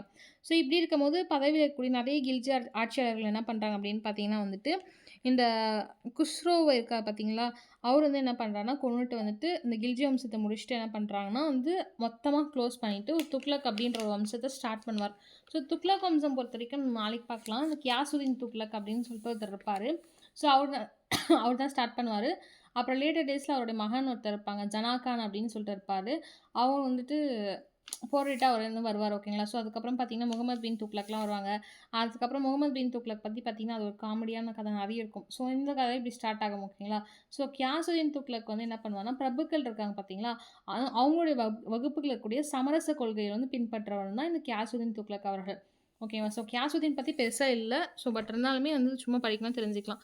ஸோ இப்பயோட வந்துட்டு என்ன பார்த்தோம் அப்படின்னா, எப்படி அரேபியர்களும், அதுக்கப்புறம் துருக்கியர்களும் வந்தாங்க அப்படின்றத பார்த்தோம். அதுக்கப்புறம் மம்லுக் வம்சம் ஃபுல்லும் பார்த்தாச்சு. கில்ஜி வம்சம் ஃபுல்லும் பார்த்தாச்சு. நாளைக்கு வந்து உங்களுக்கு வந்து துக்ளக் வம்சம் முடிச்சிடலாம். ஓகேங்களா. ஸோ மொத்த 3 வம்சமும் முடிச்சிடலாம். துக்ளக் ஆகட்டும், அதுக்கப்புறம் இருக்கக்கூடிய அந்த மீதி 2 வம்சங்கள் ஆகட்டும், அதெல்லாம் முடிச்சிடலாம். ஸோ நாளைக்கு அதுக்கு அடுத்த நாள் ஏன்னா பிஜிக்கு வந்து கொஷின்ஸ் இன்னும் எடுக்கலன்னு நினைக்கிறேன். ஸோ அது வரைக்கும் இருக்கணும். மேபி நாளைக்கு கிளாஸ் இருக்கா இல்லையா முன்னாடியே நான் சொல்லிடுறேன். நான் மறந்துடுறேன். யாராவது ஒருத்தர் ஞாபகப்படுத்துங்க. ஸோ வந்துட்டு ஃபர்ஸ்ட்டே சொல்லிட்டேன்னா வந்துருங்க டைம்க்கு. ஏன்னா வந்து கொஞ்சம் லேட் இந்த கிளாஸ் இன்னைக்கு 10 மினிட்ஸ் 20 மினிட்ஸ் லேட்டாவே ஆயிருச்சு. ஸோ அதுக்காக சொல்றேன். ஸோ வந்து துக்ளக் வம்சம், லோடி வம்சம், சையத் வம்சம் இது 3த்தையும் நாளைக்கு பார்க்கலாம். அதுக்கடுத்து 2 நாள் இன்னும் கிளாஸஸ் இருக்கும். அவங்களோட கட்டிடக்கலை இலக்கியம் அதெல்லாம் பார்க்க. ஸோ இன்னைக்கு வந்து ஒரு 3 கொஷின்ஸ் மட்டும் கேட்டு போயிடலாம். ஓகேங்களா. தம்ஸ் அப் பண்ணுங்க. 9:05 9 ஓ கிளாக் ஆயிருச்சுங்க. தம்ஸ் அப் மட்டும் பண்ணுங்க. நமக்கு ஒரு 2, 3 கொஷின்ஸ் கேட்டு போயிடலாம். Okay Gayathri ma'am. Okay, okay. Thumbs up பண்ணியாச்சு. ஓகே இன்னைக்கு வந்து 10 கொஷின்ஸ்லாம் இல்ல. இன்னைக்கு ஓகே ரேணுகா மேம் ஒரு 5 கொஷின்ஸ்லேயே முடிச்சிடலாம் ஓகேங்களா?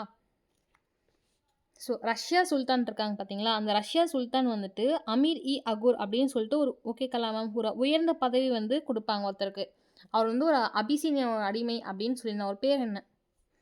அதாவது நான் வந்து உங்களுக்கு ஒன்லைன் ஏதாவது கேட்குறேன். டேஷ் என்ற ஒரு அபிசீனிய அடிமை. Super, super. ஆனா தவறான விடை. ஓகே. அதாவது ஓகே நான் லைட்டா சொல்லிட்டேன். Super Swetha ma'am. Very good. இன்னைக்கு தான் நீங்க ஃபர்ஸ்ட் டைம் அட்டெண்ட் பண்றேன்னு நினைக்கிறேன். ஸ்வேதா மேம் கரெக்ட்டா சொல்லியிருக்கீங்க. குட். யாகுத் அப்படின்ற ஒருத்தர் தான். அவர் ஃபுல் நேம் என்னன்னா ஜலாலுதீன் யாகுத் அவர்கள். இவர் வந்து ஒரு அபிசீனியா அடிமை ஓகேங்களா? ஸோ அவருக்கு தான் வந்து அமீரி ஆகூர் அப்படின்னு சொல்லிட்டு ஒரு உயரிய பட்டம் குடுப்பாங்க. நல்லா தெரிஞ்சு வச்சுக்கோங்க. தப்பா சொன்னாலும் பரவால்ல. திருப்பி நோட்ஸ்ல போய் ஒரு ரெஃபரன்ஸ் பார்த்துக்கோங்க ஓகேங்களா? ஸோ அதுக்கப்புறம் ஆ பால்பன் இருக்கார் பார்த்தீங்களா? அவரு வந்து இந்த 2 முறை பயன்படுத்துவாரு அப்படின்னு சொல்லியிருந்தோம் பார்த்தீங்களா? அதாவது பைபோஸ் மற்றும் டேஷ் என்ற ஒரு விஷயத்த வந்து பயன்படுத்துவாங்கன்னு சொல்லிட்டு. அதாவது அந்த விஷயத்த கூட பாரசீக திருவிழாவா கொண்டாடியிருப்பாருன்னு சொல்லியிருந்தேன். பைபோஸ் கிடையாது. அதே மாரி ஒரு பேர்ல. Very good Gayathri ma'am. Very good answer வந்துருச்சு. Very good Swetha ma'am. Very good. Very good, very good Prabha ma'am. Very good. Very good Renuka ma'am. Okay எல்லாமே கரெக்ட்டா சொல்லிட்டீங்க. நவ்ரோஸ் அப்படின்ற ஒரு திருவிழாவா கொண்டாடியிருப்பாங்க ஓகேங்களா? இன்னும் ஒரு 3 கொஸ்டின்ஸ் வந்து முடிச்சுட்டு போலாம். கில்ஜி வம்சம் அதாவது அலாவுதீன் கில்ஜி இருக்கார் பார்த்தீங்களா? அவருடைய படைத்தளபதி பேர் என்ன?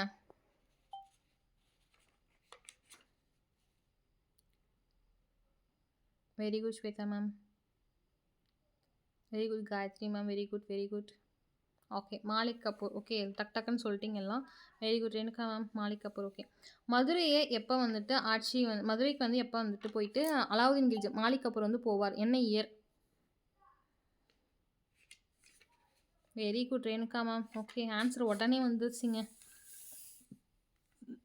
நான் உங்களுக்கு கொஞ்சம் நிறைய சான்றுகள் இருக்கும் இது ஓகேங்களா? Tughlaq Nama very good, very good. 13 10 to 13 level correct. So ஏன்னா நிறைய இடத்துல வந்து டிஎன்பிஎஸ்சி பொறுத்தவரைக்கும் 1311 அப்படின்னு குடுத்துருப்பாங்க. புக்ல தான் 1310ன்னு குடுத்துருப்பாங்க. ஸோ வந்து எது குடுத்துருந்தாலும் 13 11 சூஸ் பண்ணுறது பெட்டர். மேபி 13 லெவல்னா 13 to you goes to 13 to 10க்கு போங்க ஓகேங்களா? ஸோ அந்த நாளைக்கு வந்து இந்த சான்றுகள் சிலது பார்ப்போம். இந்த துக்ளக் நாமா இருக்கும். அப்புறம் சம்சி சிராஜ் அஃபிஃபப் அப்படின்னு சொல்லிட்டு நூல்கள் இருக்கும். அப்புறம் குலாமி அக்வா பின் ஹகமத், ஃபெரிஷ்டா மின்ஹஜ் உஸ்ராஜ் ஆகட்டும், அல்பர்னி எழுதிய சில நூல்கள் எனக்கு இவ்வளோ ஞாபகம் இருக்குது. ஸோ ஞாபகம் இருக்க வரைக்கும் சொல்கிறேன். ஸோ நாளைக்கு வந்து உங்களுக்கு இந்த சான்றுகள் சேர்த்து போகிறோம் ஓகேங்களா? ஸோ இன்னும் ஒரே ஒரு கொஷின். பண்டகன் அப்படின்றதுக்கு மீனிங் என்ன?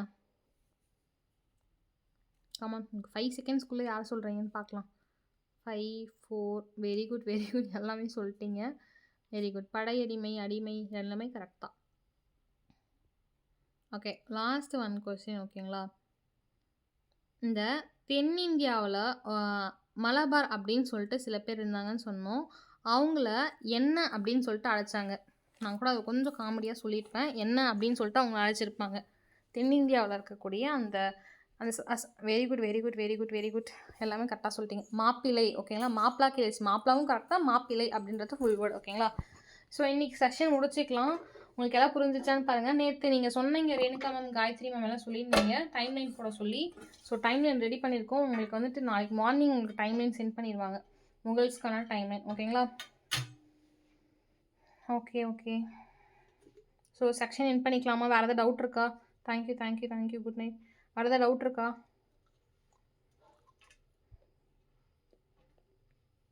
Okay thank you thank you welcome ma'am. Good night ma'am. Okay good night. Good night class end பண்ணிக்கலாம். Tata bye by.